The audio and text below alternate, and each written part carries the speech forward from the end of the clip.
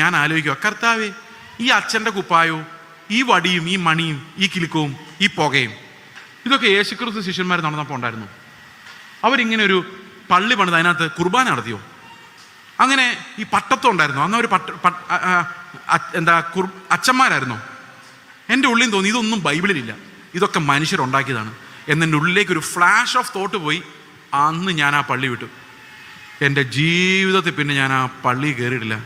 എൻ്റെ കസിൻസിൻ്റെ കല്യാണം നടക്കും, ഞാൻ വെളിയിൽ പോയി നിൽക്കും. കാരണം ഇത് ദൈവത്തിൻ്റെ അല്ലാന്ന്. എനിക്ക് ദൈവത്തെ അറിയത്തില്ല, വചനം അറിയത്തില്ല, രക്ഷിക്കപ്പെട്ടില്ല. അന്ന് ഞാൻ വിഗ്രഹങ്ങളുള്ള പള്ളികൾ വിട്ടതാണ്. കാരണം നമ്മുടെ ലൈഫ് രസങ്ങളെ അധിഷ്ഠിതമായുള്ള പഴയ ലൈഫ് മാറി സ്നേഹത്തെ അധിഷ്ഠിതമായൊരു പുതിയ ലൈഫ് നമുക്കുണ്ടാകാൻ ഞാൻ ഇത്രയും പറഞ്ഞ കോംപ്ലിക്കേഷൻ ഒന്നുമില്ല. കർത്താവ് മരിച്ചപ്പോൾ ഞാൻ അവൻ്റെ കൂടെ മരിച്ചു, അവൻ പുനരുത്ഥാനം ചെയ്തപ്പോൾ ഞാൻ പുനരുത്ഥാനം ചെയ്തു. ഇപ്പം ജീവിക്കുന്നത് ഞാനല്ല, ക്രിസ്തു അത്രേ എന്ന് വിശ്വസിക്കുന്ന ഏവർക്കും ദൈവിക ജീവനിൽ ജീവിക്കാനും ജീവജല നദികളിൽ നിന്ന് അവരിൽ നിന്ന് ഒഴുകുവാനും സാധിക്കും. ദൈവത്തിൻ്റെ സ്നേഹത്തിൻ്റെ ഒരു അടയാളമാണ്, ഒരു രേഖപ്പെടുത്തലാണ് വേദപുസ്തകം. ക്രിസ്തീയ വിശ്വാസം എന്ന് പറയുന്നത് തന്നെ കർത്താവിന് നമ്മളോടുള്ള സ്നേഹത്തിൽ അധിഷ്ഠിതമാണ്. നമ്മളൊരു പക്ഷേ ജീവിതത്തിൽ പല ബുദ്ധിമുട്ടുകളിലൂടെയൊക്കെ ജീവിക്കുന്നവർ പലപ്പോഴും സംശയിച്ചിട്ടുണ്ടാകും, കർത്താവ് ഞങ്ങളെ ശരിക്കും സ്നേഹിക്കുന്നുണ്ടോ? എങ്ങനെയാണ് ഈ പ്രയാസത്തിനിടയിലും ദാരിദ്ര്യത്തിനിടയിലും രോഗത്തിനിടയിലും ഒക്കെ കർത്താവ് സ്നേഹിക്കുന്നുണ്ട് എന്ന് മനസ്സിലാകുന്നത് എങ്ങനെയാണ്? ശരിക്കും എന്താണ് ഈ സ്നേഹം? എന്താണ് കർത്താവ് നമ്മെ വിളിക്കുന്ന വിളി എന്ന് പല ആളുകളും വിഷമത്തോടെ ഓർക്കാറുണ്ട്. കാരണം സ്നേഹിക്കുക എന്ന് പറയുമ്പോൾ നമ്മൾ പലപ്പോഴും ഉദ്ദേശിക്കുന്നത്, ദൈവം നമ്മളെ സ്നേഹിക്കുന്നുണ്ടെങ്കിൽ നമ്മൾ എന്തിനാണ് കഷ്ടത്തിലൂടെ വിടുന്നത്? ദൈവം നമ്മളെ സ്നേഹിക്കുന്നുണ്ടെങ്കിൽ നമ്മൾ എന്തിനാണ് നമ്മുടെ ജീവിതത്തിലൊരു വിടുതലില്ലാത്തതെന്നൊക്കെ ആലോചിക്കുന്ന പല ആൾക്കാരും എൻ്റെ മുമ്പിൽ ഉണ്ടായിരിക്കുമെന്ന് ഞാൻ വിചാരിക്കുകയാണ്. എന്നാൽ നമ്മൾ മനസ്സിലാക്കേണ്ട ഒരു കാര്യം എന്ന് പറയുന്നത്, ഈ ലോകത്തിലുള്ള നമ്മുടെ ജീവിതം 2 പ്രധാനപ്പെട്ട തത്വങ്ങളുടെ അടിസ്ഥാനത്തിലാണ് ലോകം മുഴുവൻ ജീവിക്കുന്നത്. ഒന്ന് രസങ്ങളാണ്. ഈ രസങ്ങളുടെ അടിസ്ഥാനത്തിൽ ജീവിക്കുക എന്ന് പറഞ്ഞാൽ എന്താ അർത്ഥം? നമ്മൾ ആഹാരം കഴിക്കുമ്പം ചോറിനൊഴിക്കുന്ന രസത്തെക്കുറിച്ചല്ല ഞാൻ പറയുന്നത്. എൻജോയ്മെൻറ്റ്, അതായത് ആസ്വാദനം. ഇപ്പം നമുക്കൊരു ഹോട്ടലിൽ കയറി ഫുഡ് കഴിച്ചു, നന്നായിരുന്നു, അതിനകത്തൊരു രസമുണ്ട് അല്ലേ? വസ്ത്രം ധരിക്കുന്നു, നമുക്കതിനകത്തൊരു രസമുണ്ട്, നന്നായിട്ടുണ്ട്, ഇതിടുമ്പോൾ ഒരു കോൺഫിഡൻസ് തോന്നുന്നുണ്ട്. അത് രസം ബേസ്ഡാണ്. നമുക്ക് കിട്ടുന്നതിന് സ്തോത്രം ചെയ്യാൻ നമുക്ക് പറ്റും, അതിനകത്തൊരു രസവും കൂടെ വേണം, നമുക്ക് ലൈഫ് ഒരു സുഖമാണ്. വിവാഹ ജീവിതം, കുടുംബ ബന്ധങ്ങൾ, ഇതിനകത്തെല്ലാം അങ്ങോട്ടും ഇങ്ങോട്ടും രസിപ്പിക്കാനും സന്തോഷിപ്പിക്കാനും കഴിയുന്നുണ്ടോ എന്നുള്ളതാണ് അതിൻ്റെ ജയമോ പരാജയവുമായിട്ട് നമ്മൾ കാണുന്നത്. ശരിയാണോ ഞാൻ പറഞ്ഞത്? അപ്പോൾ ഏത് ബന്ധങ്ങളായാലും, കൂട്ടുകെട്ടായാലും, ഈവൻ ഇപ്പോൾ പ്രസംഗങ്ങൾ പോലും രസിപ്പിക്കണം, അല്ലെങ്കിൽ നമുക്കൊരു സുഖമില്ല. കാരണം ഈ ലൈഫ് മുഴുവൻ രസത്തിൻ്റെ അടിസ്ഥാനത്തിലാണ് ഈ ലോകം ജീവിക്കുന്നത്. നമ്മുടെ പിള്ളേരെ നോക്കിക്കഴിഞ്ഞാൽ നമുക്ക് മനസ്സിലാവും, പിള്ളേർക്ക് ചെറുപ്പത്തിലെ എൻ്റർടൈൻമെൻ്റ് ആണ് പ്രധാനം. അവർ ഗെയിംസ്, ഇങ്ങനെയുള്ള കാര്യങ്ങൾ രസമാണ് എന്തിനും. അതുകൊണ്ട് അവരുടെ സുവിശേഷം പറയുമ്പോൾ പോലും രസിപ്പിച്ചേ പറയുള്ളൂ, കഥയൊക്കെ പറഞ്ഞ് രസിപ്പിച്ച. കാരണം അവർക്ക് രസമാണ്, രസം കൊണ്ടാണ് ഒരാൾ ഒരു കൊച്ചു കുഞ്ഞിനെ എടുത്തുകൊണ്ട് നടക്കുമ്പോൾ തന്നെ രസിപ്പിക്കാനും സന്തോഷിപ്പിക്കാനുമാണ് ശ്രമിച്ചുകൊണ്ടിരിക്കുന്നത്. അപ്പോൾ ലൈഫ് എന്ന് പറയുന്നത് മുഴുവൻ പാപ മനുഷ്യനെ സംബന്ധിച്ച്, ഈ ലോകത്ത് ജീവിക്കുന്ന മനുഷ്യരെ സംബന്ധിച്ച് അതെല്ലാം നമുക്ക് എന്തുമാത്രം രസം ജീവിതത്തിൽ ലഭിക്കുന്നുണ്ടെന്നുള്ളതിനെ അടിസ്ഥാനപ്പെടുത്തിയാണ് എൻ്റെ ജീവിതം ജയിച്ചോ തോറ്റോ എന്ന് നമ്മൾ ഇവാലുവേറ്റ് ചെയ്യുന്നത്. ശരിയാണോ? അപ്പോൾ ജീവിതത്തിൽ പണമുണ്ട്, അതിൻ്റെ ഒരു രസമുണ്ട്, നമുക്കിഷ്ടമുള്ള ഡ്രസ്സ് വാങ്ങിക്കാം, നമുക്കിഷ്ടമുള്ള മൊബൈൽ ഫോൺ വാങ്ങിക്കാം, നമുക്കിഷ്ടമുള്ള കാറിൽ പോകാം, പണമുണ്ട്, ആരോഗ്യമുണ്ട്, നമുക്ക് ആവശ്യമുള്ള പണികളെല്ലാം ചെയ്യാം, ജോലി ചെയ്യാം, നടക്കാം, ആശുപത്രിയിൽ പൈസ കൊടുക്കണ്ട, ഇപ്പം രസമായിട്ട് ജീവിതം എൻജോയ് ചെയ്യാം. നമുക്ക് നല്ല സൗഹൃദങ്ങളുണ്ട്. നമുക്കറിയാം ചില ആൾക്കാരൊക്കെ സംസാരിക്കുമ്പോൾ നമുക്ക് ഭയങ്കര രസമായിരിക്കും, വേറെ ചില ആൾക്കാർ സംസാരിക്കുമ്പോൾ അത്ര രസം ഉണ്ടാവില്ല. ഇപ്പോൾ ഇവിടുത്തെ പ്രധാനമന്ത്രിയോ മുഖ്യമന്ത്രിയോ അല്ലെങ്കിൽ ഇവിടുത്തെ വലിയ വലിയ ആൾക്കാരോ കളക്ടറോ ഒക്കെ നിങ്ങളോട് സംസാരിക്കുകയാണെങ്കിൽ നിങ്ങൾക്ക് അകത്തൊരു രസം ഉണ്ടാവും അല്ലേ? രസം ഉണ്ടാവും. വഴിയെ പോകുന്ന പാവപ്പെട്ട ഒരുത്തൻ വന്ന് അധികം സംസാരിക്കാൻ നോക്കി, വേറെ പണിയുണ്ട് എന്ന് പറയാൻ രസം അത്രയും കിട്ടുന്നില്ല. അപ്പോൾ രസമാണ് നമ്മുടെ ലൈഫിനെ എല്ലാം മുമ്പോട്ട് കൊണ്ടുപോകുന്ന ഫാക്ടർ. ഈ രസം എവിടെ നിന്ന് വന്നതെന്ന് വെച്ച് കഴിഞ്ഞാൽ, ഉൽപ്പത്തി പുസ്തകത്തിൽ നമ്മൾ കാണുന്ന ആദമിൻ്റെയും ഹവയുടെയും കഥയിൽ സാത്താൻ ആദമിനോടും ഹവയോട് ചോദിക്കുന്ന ഒരു ചോദ്യം ഈ ഒരു പഴത്തെക്കുറിച്ചാണ്. അപ്പോൾ പഴം ഹവ തിന്നാൻ ശ്രമിക്കുമ്പോൾ ഹവയുടെ മനസ്സിൽ വരുന്ന പ്രലോഭനം ഇത് തിന്മാൻ രുചിയുള്ളതും കാണാൻ ഭംഗിയുള്ളതുമാണെന്ന്. അപ്പം അതൊരു എൻ്റർടൈൻമെൻറ്റ്. അപ്പോൾ അവിടെ തൊട്ട് മനുഷ്യൻ്റെ ലൈഫ് എന്ന് പറയുന്നത് ഭംഗിയുള്ളത്, രസിക്കാവുന്നത്, ആഘോഷിക്കാവുന്നത്, അതിന് നമുക്ക് ലഭിക്കുന്നുണ്ടെങ്കിൽ നമ്മുടെ ജീവിതം സക്സസ് ആണ്, ജയമാണ്, ജയിച്ചു എന്ന് നമ്മൾ പറയും. അവനിപ്പോഴും കഷ്ടപ്പാടാ ബ്രദറെ എന്ന് പറഞ്ഞു കഴിയുമ്പോൾ തോറ്റു എന്നതിനർത്ഥം അല്ലേ? തോറ്റു എന്നർത്ഥം. അപ്പം നമ്മളിങ്ങനെയാണ് ലോകം മുഴുവൻ ഇതിനെ കാണുന്നത്. ഏതിനെയാ? നമുക്ക് എന്തുമാത്രം എൻജോയ് ചെയ്യാനുള്ള പണം നമ്മുടെ കയ്യിലുണ്ട്. ഇപ്പോൾ ഒരു എൻജോയ്മെൻ്റ് ഇല്ല. ഇപ്പോൾ ചില ആൾക്കാർക്ക് കോടിക്കണക്കിന് രൂപ ബാങ്കിലുണ്ടെങ്കിലും എൻജോയ് ചെയ്യാൻ അറിയത്തില്ലായിരിക്കും. എന്നാലും അവരുടെ ഒരു എൻജോയ്മെൻ്റ് ആ കണക്ക് ബുക്ക് എടുത്ത് നോക്കുമ്പോൾ ഇത്രയും ബാങ്കിലുണ്ടല്ലോ എന്ന് കാണുമ്പോൾ ഒരു എൻജോയ്മെൻ്റ് ഉണ്ട് അല്ലേ? ദൈവമേ, എന്നിട്ട് പാടും, എൻ്റെ അധ്വാന ഫലം ഞാൻ തന്നെ തിന്നൂല, അത് തിന്നും എന്നൊരു പ്രതീക്ഷയിൽ അത് വെച്ചേക്കുക. പക്ഷേ ഇത് ഇരുന്നിരുന്ന് കുറേ കഴിയുമ്പോൾ നമുക്ക് ഡയബറ്റീസും പ്രഷറും ഒക്കെ ആയിട്ട് അത് ഉള്ളതുപോലും കഴിക്കാൻ പറ്റില്ല, ആർക്കും കൊടുക്കുകയില്ല. പക്ഷേ അത് വലിയ അനുഗ്രഹമായിട്ടാണ് നമ്മൾ വിചാരിക്കുന്നത്. കാരണം എന്താ? ഇതെല്ലാം ഉണ്ടല്ലോ, വേണമെങ്കിൽ എടുക്കാമല്ലോ. പിന്നെ അനുഗ്രഹമായിട്ട് വിചാരിക്കുന്ന അടുത്ത 2-3 തലമുറയ്ക്കുള്ളത് ഞാൻ സമ്പാദിച്ചു വെച്ചിട്ടുണ്ട്. അപ്പോൾ പിള്ളേരുടെ മുമ്പിൽ അതിനൊരു രസമുണ്ട്. ആൾക്കാർ ചോദിക്കുമ്പം ഞാൻ എൻ്റെ ജീവിതം ജയിച്ചു. അപ്പം ഇങ്ങനെയൊന്നും എനിക്ക് ലഭിച്ചില്ലെങ്കിൽ ഞാൻ തോറ്റുപോയി, ദൈവം എന്നെ സ്നേഹിക്കുന്നില്ല, അതുകൊണ്ടാണ് എന്നെ രസം തരാത്തതെന്ന് പലപ്പോഴും നമ്മൾ ചിന്തിക്കുമായിരിക്കും. എന്നാൽ ദൈവം നമുക്ക് തരുന്ന ജീവൻ രസത്തിൻ്റെ അടിസ്ഥാനത്തിലുള്ളതല്ല. ഈ കല്യാണം കഴിച്ച് കഴിയുമ്പം ആദ്യമൊക്കെ ഞാൻ രാവിലെ പറഞ്ഞ പോലെ ആദ്യമൊക്കെ ഭയങ്കര രസമായിരിക്കും. അതൊരു കെമിക്കൽ പ്രോസസ്സാണ്. ഡോപ്പമിൻ എന്ന് പറഞ്ഞൊരു കെമിക്കലാണ്. ഇത് ഭയങ്കര സന്തോഷം, കുറേ നാളത്തേക്ക് ഇങ്ങനെ നടക്കും. കുറേ കഴിയുമ്പോഴേക്കും മടുത്ത് കഴിയുമ്പോൾ രസം ഫാക്ടർ കുറയും. ഈ രസം ഫാക്ടർ കുറഞ്ഞു കഴിയുമ്പം നേരത്തെ എത്ര സംസാരിച്ചാലും മതിയാവില്ലായിരുന്നു. ഫോണിൽ കൂടെയൊക്കെ കല്യാണം കഴിക്കുന്നതിന് മുമ്പ് ഇവർ സംസാരിക്കുന്നത് കണ്ടു കഴിഞ്ഞാൽ മണിക്കൂറുകൾ അല്ല, എൻഗേജ്മെൻറ്റ് കഴിഞ്ഞ് കല്യാണത്തിന് കാത്തിരിക്കുന്ന ചെറുക്കനും പെണ്ണും തമ്മിൽ സംസാരിക്കുന്നത് നിങ്ങൾ ശ്രദ്ധിച്ചിട്ടുണ്ടോ? അവർ ഇടി വെട്ടിയാലും അറിയില്ല, ഭൂമി മുഴുവൻ അപ്രത്യക്ഷമായപ്പോൾ ഇവർ അറിയില്ല, അത്ര ഭയങ്കര ഇൻറ്റൻസ്. അപ്പം നമ്മൾ വിചാരിക്കും ഇവർ കല്യാണം കഴിച്ച് കഴിഞ്ഞാൽ സംസാരിച്ച് മടുക്കുമെന്ന്. പക്ഷെ പതുക്കെ ഈ സംസാരിക്കുന്നതിനകത്ത് രസം അങ്ങ് പോകും. രസം പോയി കഴിഞ്ഞാൽ പിന്നെ നമുക്കൊന്നും സംസാരിക്കാനില്ല. അങ്ങനെ വരുമ്പം വഴക്കുണ്ട്. അപ്പോൾ കുറേ കഴിയുമ്പം ഇവർ വിചാരിക്കും ഇയാളുടെ കൂടെ ഇറങ്ങിപ്പോകുന്നത് എൻ്റെ ജീവിതം വെള്ളത്തിലായി എന്ന് ചിന്തിക്കാൻ തുടങ്ങും. കാരണം ഈ രസം പോകുന്നതാണ്. നമ്മുടെ ലൈഫ് മുഴുവൻ കണക്ട് ചെയ്ത് വെച്ചിരിക്കുന്ന രസത്തിനകത്താണ്. അപ്പോൾ ഇയാളെ വിട്ടിട്ട് ഡോപ്പമിൻ ഉണ്ടല്ലോ, അപ്പം വേറൊരു ആളുമായിട്ടാണെങ്കിൽ കുറച്ചുകൂടെ പുതുമയല്ലേ. ഇപ്പോൾ പുതുമയാകുമ്പോൾ കുറച്ച് സ്ഥലത്ത് അപ്പോൾ ഒരാളെ വിട്ടിട്ട് അടുത്ത ആളിലേക്ക് പോകണം തോന്നും, ഡൈവോഴ്സ് വരും, ഇവൻ്റെ കൂടെ ഇനി ജീവിക്കുന്നില്ല എന്ന് തീരുമാനിക്കും. ആരെ കെട്ടിയാലും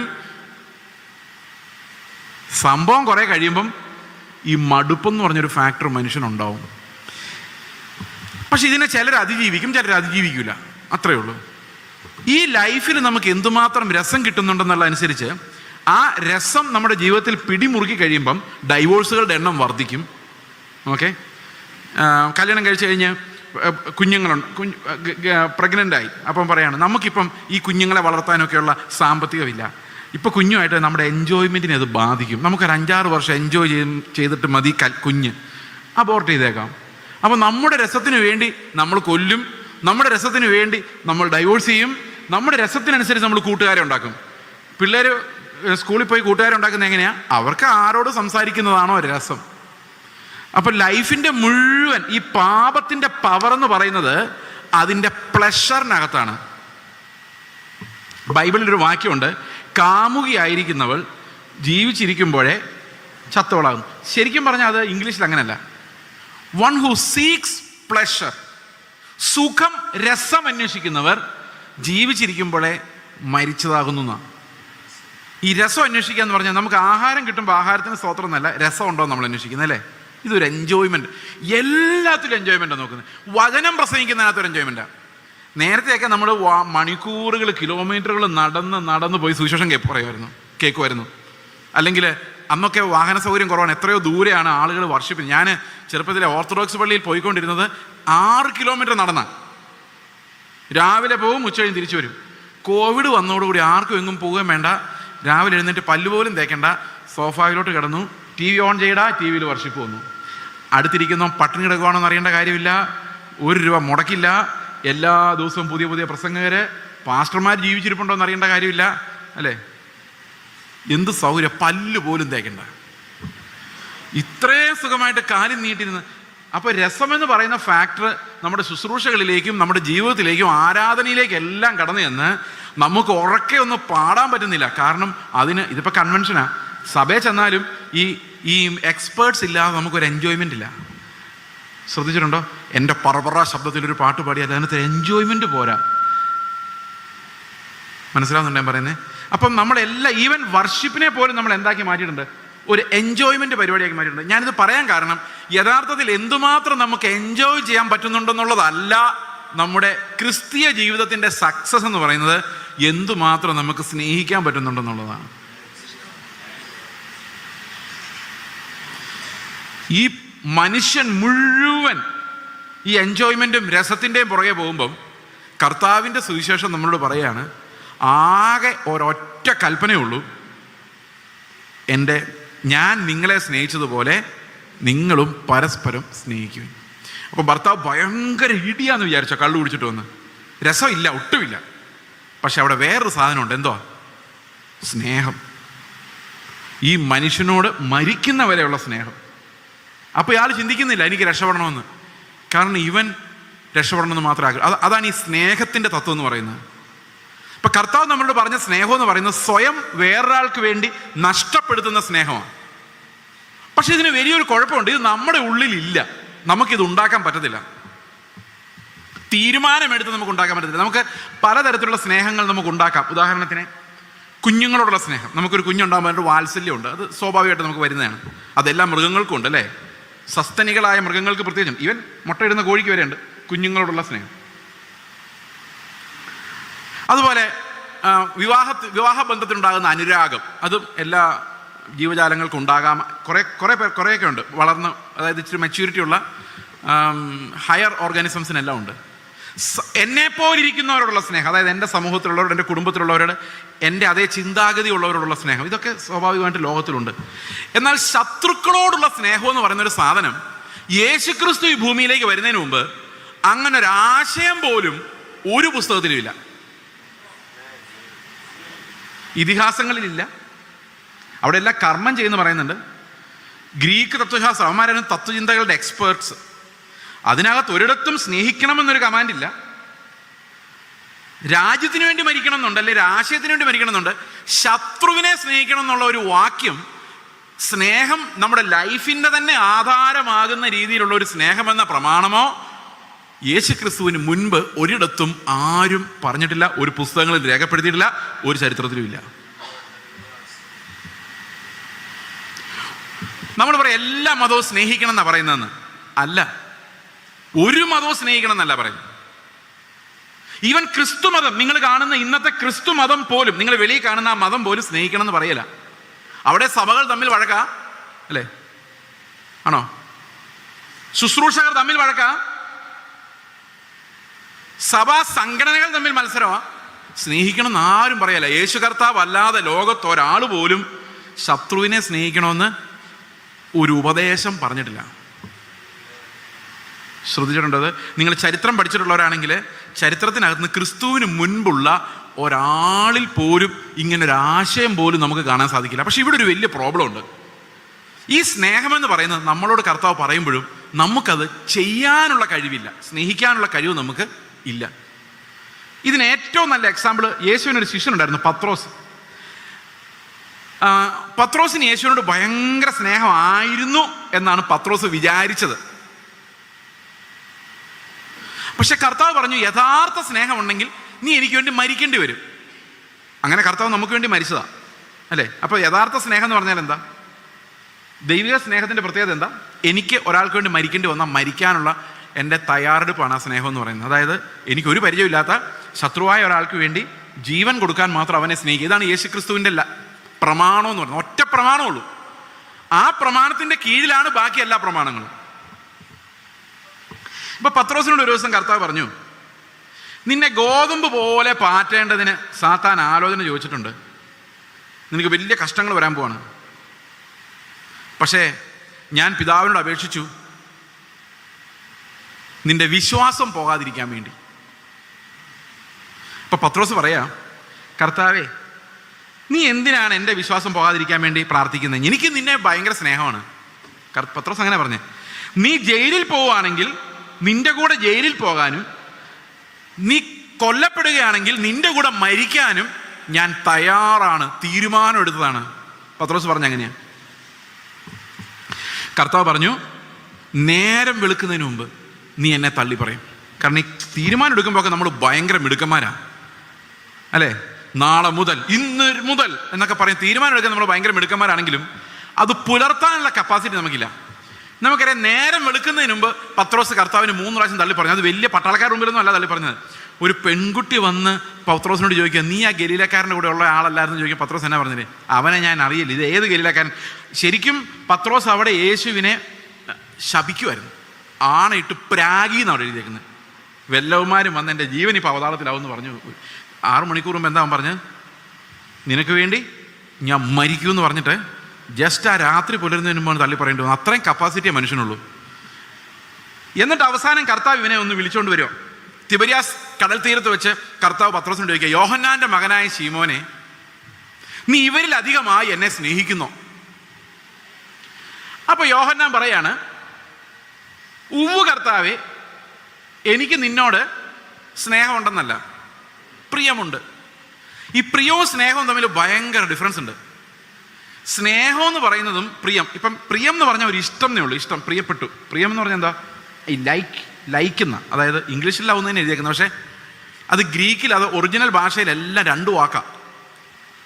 നിനക്ക് എന്നോട് സ്നേഹമുണ്ടോ എന്ന് ചോദിക്കുമ്പോൾ കർത്താവ് ചോദിക്കുന്നത്, നീ എനിക്ക് വേണ്ടി മരിക്കാൻ തയ്യാറാണെന്ന് ഇപ്പോഴും, അന്നത്തെ വീരവാദം ഇപ്പോഴും നിന്റെ കയ്യിലുണ്ടോ മോനെ ചോദിക്കും. പത്രോസ് പറയും, എനിക്ക് നിന്നെ ഭയങ്കര ഇഷ്ടമാണ്. വ്യത്യാസമുണ്ടോ? വ്യത്യാസമുണ്ട്. രണ്ടാമത് കർത്താവ് ഒരിക്കൽ കൂടി ചോദിക്കുന്നുണ്ട്, നിനക്ക് എന്നോട് സ്നേഹമുണ്ടോ? അവൻ പറയാണ്, എനിക്ക് നിന്നോട് പ്രിയമുണ്ട്. എന്ത് ചെയ്താൽ, നേരത്തെ വീരവാദം മുഴക്കിയതാ, ഞാൻ നിനക്ക് വേണ്ടി മരിക്കും, പക്ഷെ ഇവിടെ വരുന്ന പറ്റുന്നില്ല. കാരണം തോറ്റു. അവന് മനസ്സിലായി എന്നെ കൊണ്ട് സാധിക്കില്ല. മൂന്നാമത് കർത്താവിനോട് ചോദിക്കുകയാണ്, നിനക്ക് എന്നോട് ഇഷ്ടമെങ്കിലും ഉണ്ടോ? സ്നേഹത്തിൻ്റെ കാര്യം കർത്താവ് വിട്ടു. നിങ്ങൾ ശ്രദ്ധിച്ചാൽ മനസ്സിലാവും. മൂന്നാമത്തെ ചോദ്യം ഇങ്ങനെയാണ്, യോഹന്നാന്റെ മകനായ ശീമോനെ, നീ നിനക്ക് എന്നോട് പ്രിയമുണ്ടോ? അപ്പോൾ അവൻ കരഞ്ഞു. കാരണം അവൻ്റെ ഉള്ളിൽ സത്യം പറഞ്ഞ ഒന്നുമില്ല. നമ്മൾ പറയുമ്പോൾ ഐ ലവ് യു ജീസസ് എന്നൊക്കെ പറയുമെങ്കിലും ഇതൊക്കെ മിക്കവാറും കാര്യം കാണാൻ വേണ്ടിയാണ്. ആരാധിക്കുമ്പോൾ എന്തിനാണെന്നറിയോ? വിടുതൽ കിട്ടാൻ വേണ്ടിയാ, അല്ലാതെ ദൈവത്തോട് വലിയ മഹത്വ സ്നേഹം ഉണ്ടായിട്ടൊന്നുമില്ല. ഈ മതത്തിൻ്റെ ഒരു പ്രത്യേകതയാണത്. മതം എന്ന് പറയുന്നത് അങ്ങോട്ട് എന്തെങ്കിലും കൊടുത്ത് ഇങ്ങോട്ട് എന്തെങ്കിലും സാധിക്കുക എന്നുള്ളതാണ് ഈ മതത്തിൻ്റെ പരിപാടി. സമ്മതിച്ചോ? എല്ലാ മതത്തിൻ്റെയും വ്യവസ്ഥ എന്താണെന്ന് വെച്ച് കഴിഞ്ഞാൽ, ദൈവത്തിന് നിങ്ങൾ കുറച്ച് കൊടുത്തിട്ട് ദൈവത്തിൻ്റെ കയ്യിൽ നിന്ന് കിട്ടാവുന്ന വാങ്ങിച്ചോ. എങ്ങനെയുണ്ട് ബാർഗെയിനിങ്? പിന്നെ ദൈവത്തിന് ഈ പുകഴ്ത്തി പറയുന്ന ഒത്തിരി ഇഷ്ടമായതുകൊണ്ട് നിങ്ങൾ എത്രയും പുകഴ്ത്തി പറയുന്നോ അത്രയും ദൈവം നിങ്ങൾക്ക് പൈസ തരും. എന്തൊക്കെയോ കുഴപ്പമില്ല ഇതിനകത്ത്.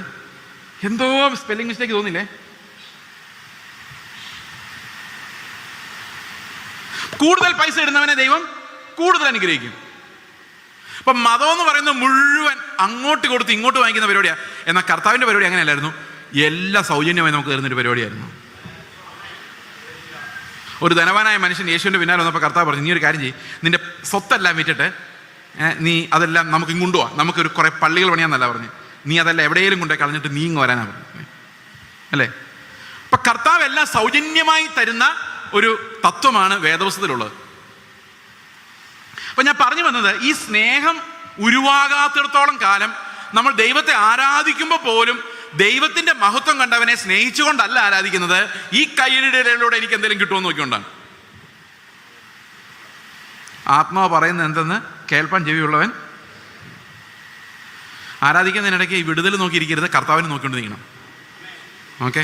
ഈ വിടുതൽ നോക്കുന്നത് നമ്മുടെ രസം റിലീജിയനാണ്. ആ രസം ഞാൻ നേരത്തെ പറഞ്ഞില്ലേ, എൻ്റെ ജീവിതത്തിലെ കുറേ രസങ്ങൾ തിരിച്ചു വരും എന്ന് പറഞ്ഞുകൊണ്ടാണ്.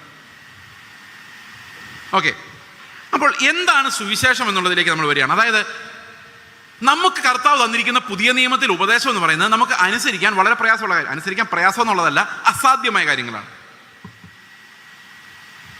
അതെങ്ങനെയാണെന്ന് ചോദിച്ചു കഴിഞ്ഞാൽ, ഞാൻ പലപ്പോഴും ചിന്തിച്ചിട്ടുണ്ട്, ഈ ദൈവത്തിൻ്റെ പ്രമാണങ്ങൾ എന്ന് പറയുന്ന ഒരു മാങ്ങാപ്പഴം പോലെയാണ്. മാങ്ങാപ്പഴം, ഇപ്പം മാങ്ങയുടെ സീസണാണ് അല്ലേ? എവിടെ ചെന്നാലും മാങ്ങാപ്പഴം. ഞാൻ നിങ്ങൾക്ക് എല്ലാവർക്കും ഓരോ മാങ്ങാപ്പഴം ഇപ്പോൾ തരുവാന്ന് വിചാരിച്ചാൽ മതി. എൻ്റെ കയ്യിലൊന്നുമില്ല. 9 മണിയാകുമ്പോൾ ഞാൻ ഒരു കൽപ്പന അതിൻ്റെ കൂടെ തരികയാണ്. 9 മണിക്ക് ഈ പ്രസംഗം തീരുമ്പോൾ ഈ മാങ്ങാപ്പഴം മുഴുവൻ കഴിച്ചു തീർക്കണം. ഇതാണ് കൽപ്പന. എങ്ങനെയുണ്ട്? ഇഷ്ടപ്പെട്ടോ? സൂപ്പർ അല്ലേ? എന്നാൽ അത്ര സൂപ്പർ അല്ല. 9 മണിയായപ്പം ഞാൻ ചോദിക്കുകയാണ്, കൽപ്പന അനുസരിച്ചവരെല്ലാം ഒന്ന് കൈപോക്ക്. എല്ലാവരും കൈപോക്കും, പക്ഷെ അവരുടെ എല്ലാം കയ്യിൽ മാങ്ങേണ്ടി ഉണ്ടായിരിക്കും. കൽപ്പന എന്തായിരുന്നു? ഇത് മുഴുവൻ കഴിക്കുക. നിങ്ങളെന്താ വിചാരിച്ചേ? നിങ്ങൾ വിചാരിച്ചെന്താ? കഴിക്കാവുന്നിടത്തോളം. അപ്പോൾ ചിലർക്ക് ഭയങ്കര തീഷ്ണതയായിരുന്നു. തീഷ്ണത കൂടുന്നവർ അതിൻ്റെ ഞെട്ടും തൊലിയും എല്ലാം കഴിച്ചു. ബാക്കിയുള്ളതൊക്കെ കത്തി വെച്ചും ബ്ലേഡും ഒക്കെ ചകഞ്ഞ് മുഴുവൻ അതിൻ്റെ വൈറ്റ് ഭാഗം മാത്രം അവശേഷിപ്പിക്കുന്നവർ തിന്നു, പക്ഷെ പൂർത്തിയായിട്ടില്ല.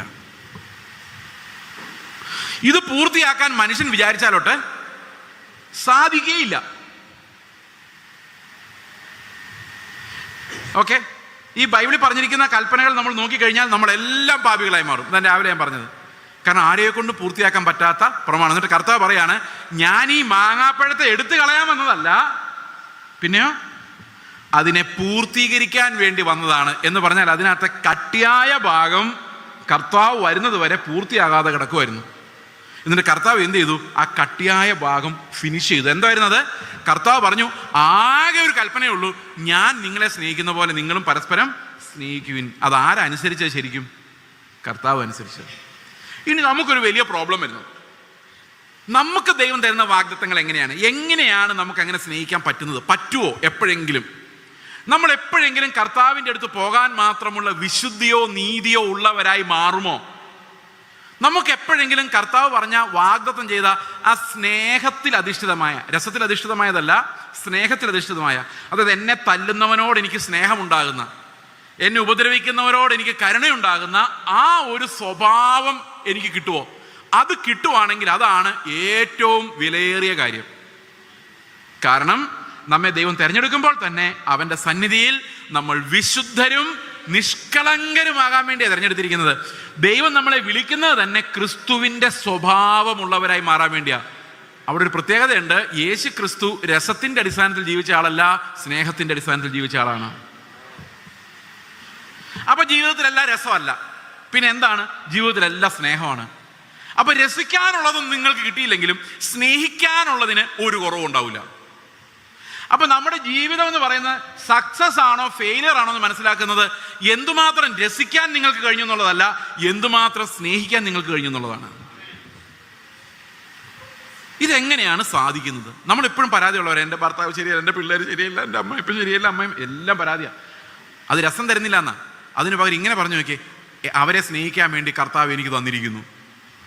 ശത്രുക്കളെ സ്നേഹിക്കേണ്ടത് എങ്ങനെയാണെന്ന് എന്നെ പഠിപ്പിക്കാൻ വേണ്ടി ദൈവം എനിക്ക് തന്നിരിക്കുന്നു. ഇതൊക്കെ പറയുമ്പോൾ വളരെ എളുപ്പമാണെങ്കിലും ഇതൊന്നും പ്രായോഗികമായിട്ട് നടക്കുന്ന കാര്യമല്ല. എങ്ങനെയാണ് ദൈവം ഇത് സാധിപ്പിക്കുന്നത് എന്നുള്ളതാണ് സുവിശേഷം. ഞാൻ വർഷങ്ങൾക്ക് മുൻപ് കേട്ട 994 മുതൽ ഞാൻ ചിന്തിച്ചുകൊണ്ടിരിക്കുന്ന ഒരു കാര്യമാണ് ഞാനിപ്പോൾ നിങ്ങളുടെ മുമ്പിൽ പറയുന്നത്. ഇത്രയും ഞാൻ പറഞ്ഞ കാര്യങ്ങൾ വേദപുസ്തകത്തിലെ ചില വാക്യങ്ങളിലൂടെ നമുക്കൊന്ന് പരിശോധിക്കാം. റോമാലേഖനം 7-ാം അധ്യായം ഇങ്ങനെ പറയുന്നു. റോമാലേഖനം 7-ാം അധ്യായത്തിൻ്റെ 14-ാം വാക്യം ഞാൻ വായിക്കാം. ന്യായപ്രമാണം, കൽപ്പനകൾ, ന്യായപ്രമാണം എന്ന് പറഞ്ഞാൽ കൽപ്പനകൾ ആത്മീകമെന്ന് നാം അറിയുന്നു. അതെല്ലാം നല്ല കൽപ്പനകളാണെന്ന് എനിക്കറിയാം. ഞാനോ ജഡമയൻ. എൻ്റെ പ്രശ്നം എന്താണ്? ഞാൻ ജഡത്തെ അടിസ്ഥാനപ്പെടുത്തിയാണ് ജീവിക്കുന്നത്. അതുകൊണ്ട് എന്ത് സംഭവിക്കുന്നു? എൻ്റെ ഉള്ളിൽ നന്മ ഉണ്ടാകുന്നില്ല, എനിക്കിത് അനുസരിക്കാൻ പറ്റുന്നില്ല. ഇതെല്ലാം മനുഷ്യരുടെ അവസ്ഥയാണ്. രക്ഷിക്കപ്പെടാത്തവരുടെയും രക്ഷിക്കപ്പെടുന്നവരുടെ എല്ലാ അവസ്ഥയാണിത്. ഓക്കെ, 15-ാം വാക്യം പറയാണ്, പാപത്തിന് ദാസനായി ഞാൻ വിൽക്കപ്പെട്ടവനായതുകൊണ്ട് ഞാൻ പ്രവർത്തിക്കുന്നത് ഞാൻ അറിയുന്നില്ല. അപ്പൊ 2 തരത്തിലുള്ള പാപങ്ങളുണ്ട്. ഒന്ന് അറിഞ്ഞുകൊണ്ട് ചെയ്യുന്ന പാപവും മറ്റൊന്ന് അറിയാതെ ചെയ്യുന്ന പാപവും. ഇതിലേതാ കൂടുതൽ സീരിയസ് എന്നറിയോ? അറിയാതെ ചെയ്യുന്ന പാപമാണ് കൂടുതൽ സീരിയസ്. ഞാനൊരു എക്സാമ്പിൾ പറയാം. ഇതിപ്പോൾ ഒരു എക്സാമ്പിൾ പറയാൻ പറ്റിയ സാധനങ്ങളൊന്നും ഇവിടെ ഇല്ല. ഓക്കെ, സപ്പോസ് ഇവിടെ ഞാൻ നിൽക്കുമ്പം ഇവിടെ ഒരു ഫോൺ ആരോ റെക്കോർഡ് ചെയ്യാൻ വേണ്ടി കൊണ്ടുവച്ചിരിക്കുകയെന്ന് വിചാരിച്ചോ.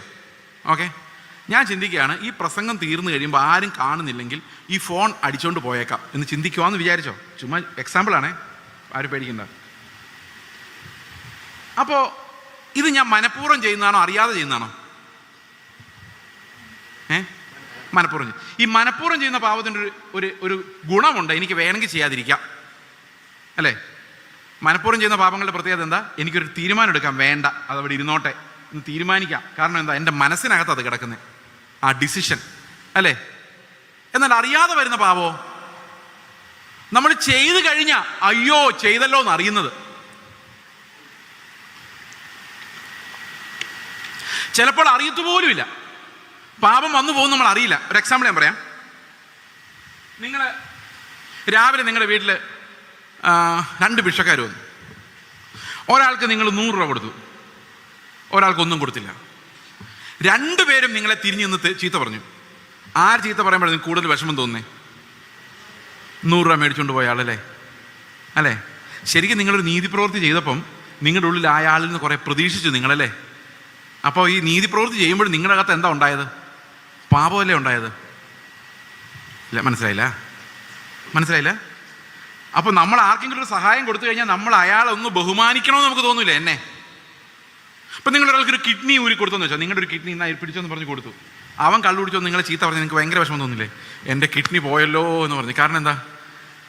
അവന് നിങ്ങൾ എന്തെങ്കിലും സഹായം ചെയ്തപ്പം നിങ്ങളുടെ ഉള്ളം പറഞ്ഞു അവൻ നിങ്ങളെ ബഹുമാനിക്കണം, നിങ്ങളോട് നന്ദിയുള്ളവനായിരിക്കണം, ജീവിതകാലം മുഴുവൻ ഓർക്കണം, പറയണം എന്നൊക്കെ നിങ്ങൾക്ക് ആഗ്രഹം തോന്നുന്നില്ലേ? അല്ലെ നിങ്ങൾ എന്ത് പറയും? ഞാൻ അവൻ അത്രേ സഹായം ചെയ്തിട്ട് അവനെ മൈൻഡ് ചെയ്യാതെ പോയി എന്ന് പറയും. അപ്പോൾ ഓരോ സഹായം ചെയ്യുമ്പോഴും നമ്മുടെ ഉള്ളിൽ എന്തുണ്ടാകുന്നുണ്ട്? അവൻ്റെ മേലൊരു ഡിമാൻഡ് നമ്മൾ വയ്ക്കുന്നുണ്ട്. അതുകൊണ്ടല്ലേ പിള്ളേരോട് നമ്മൾ പറയുന്നത്, നിന്നെയൊക്കെ 9 മാസം അല്ല 10 പറയുമ്പോൾ പറയുന്നത് എങ്ങനെയാണ്? 10 മാസമൊന്നും ഇല്ല, നിന്നെയൊക്കെ 10 മാസം ഞാൻ ചുമന്ന് വളർത്തി. അപ്പോൾ കൊച്ചു ചോദിക്കും, ഞാൻ പറഞ്ഞായിരുന്നോ ചുമന്ന് വളർത്താൻ? കണക്ക് പറയുന്ന. കാരണം നമ്മൾ എന്ത് ചെയ്താലും അതിനൊരു കണക്ക് നമ്മുടെ ഉള്ളിലുണ്ട്. അതെന്തുകൊണ്ടാണെന്ന് വെച്ചാൽ അതാണ് ഈ പാപം എന്ന് പറയുന്നത്. ഓക്കെ, നമ്മുടെ ഒരു കർത്താവിന് വേണ്ടി ഈ ഒരു പാട്ടുണ്ട്, ഈ അടുത്ത കാലത്ത് ഇറങ്ങിയ പാട്ടുകൾ മുഴുവൻ പ്രശ്നം. അതിലൊരു പാട്ടാണ്, അവൻ ആർക്കും എന്താ പറഞ്ഞെന്നറിയോ? മഹാപാപമാണ് പറഞ്ഞത്.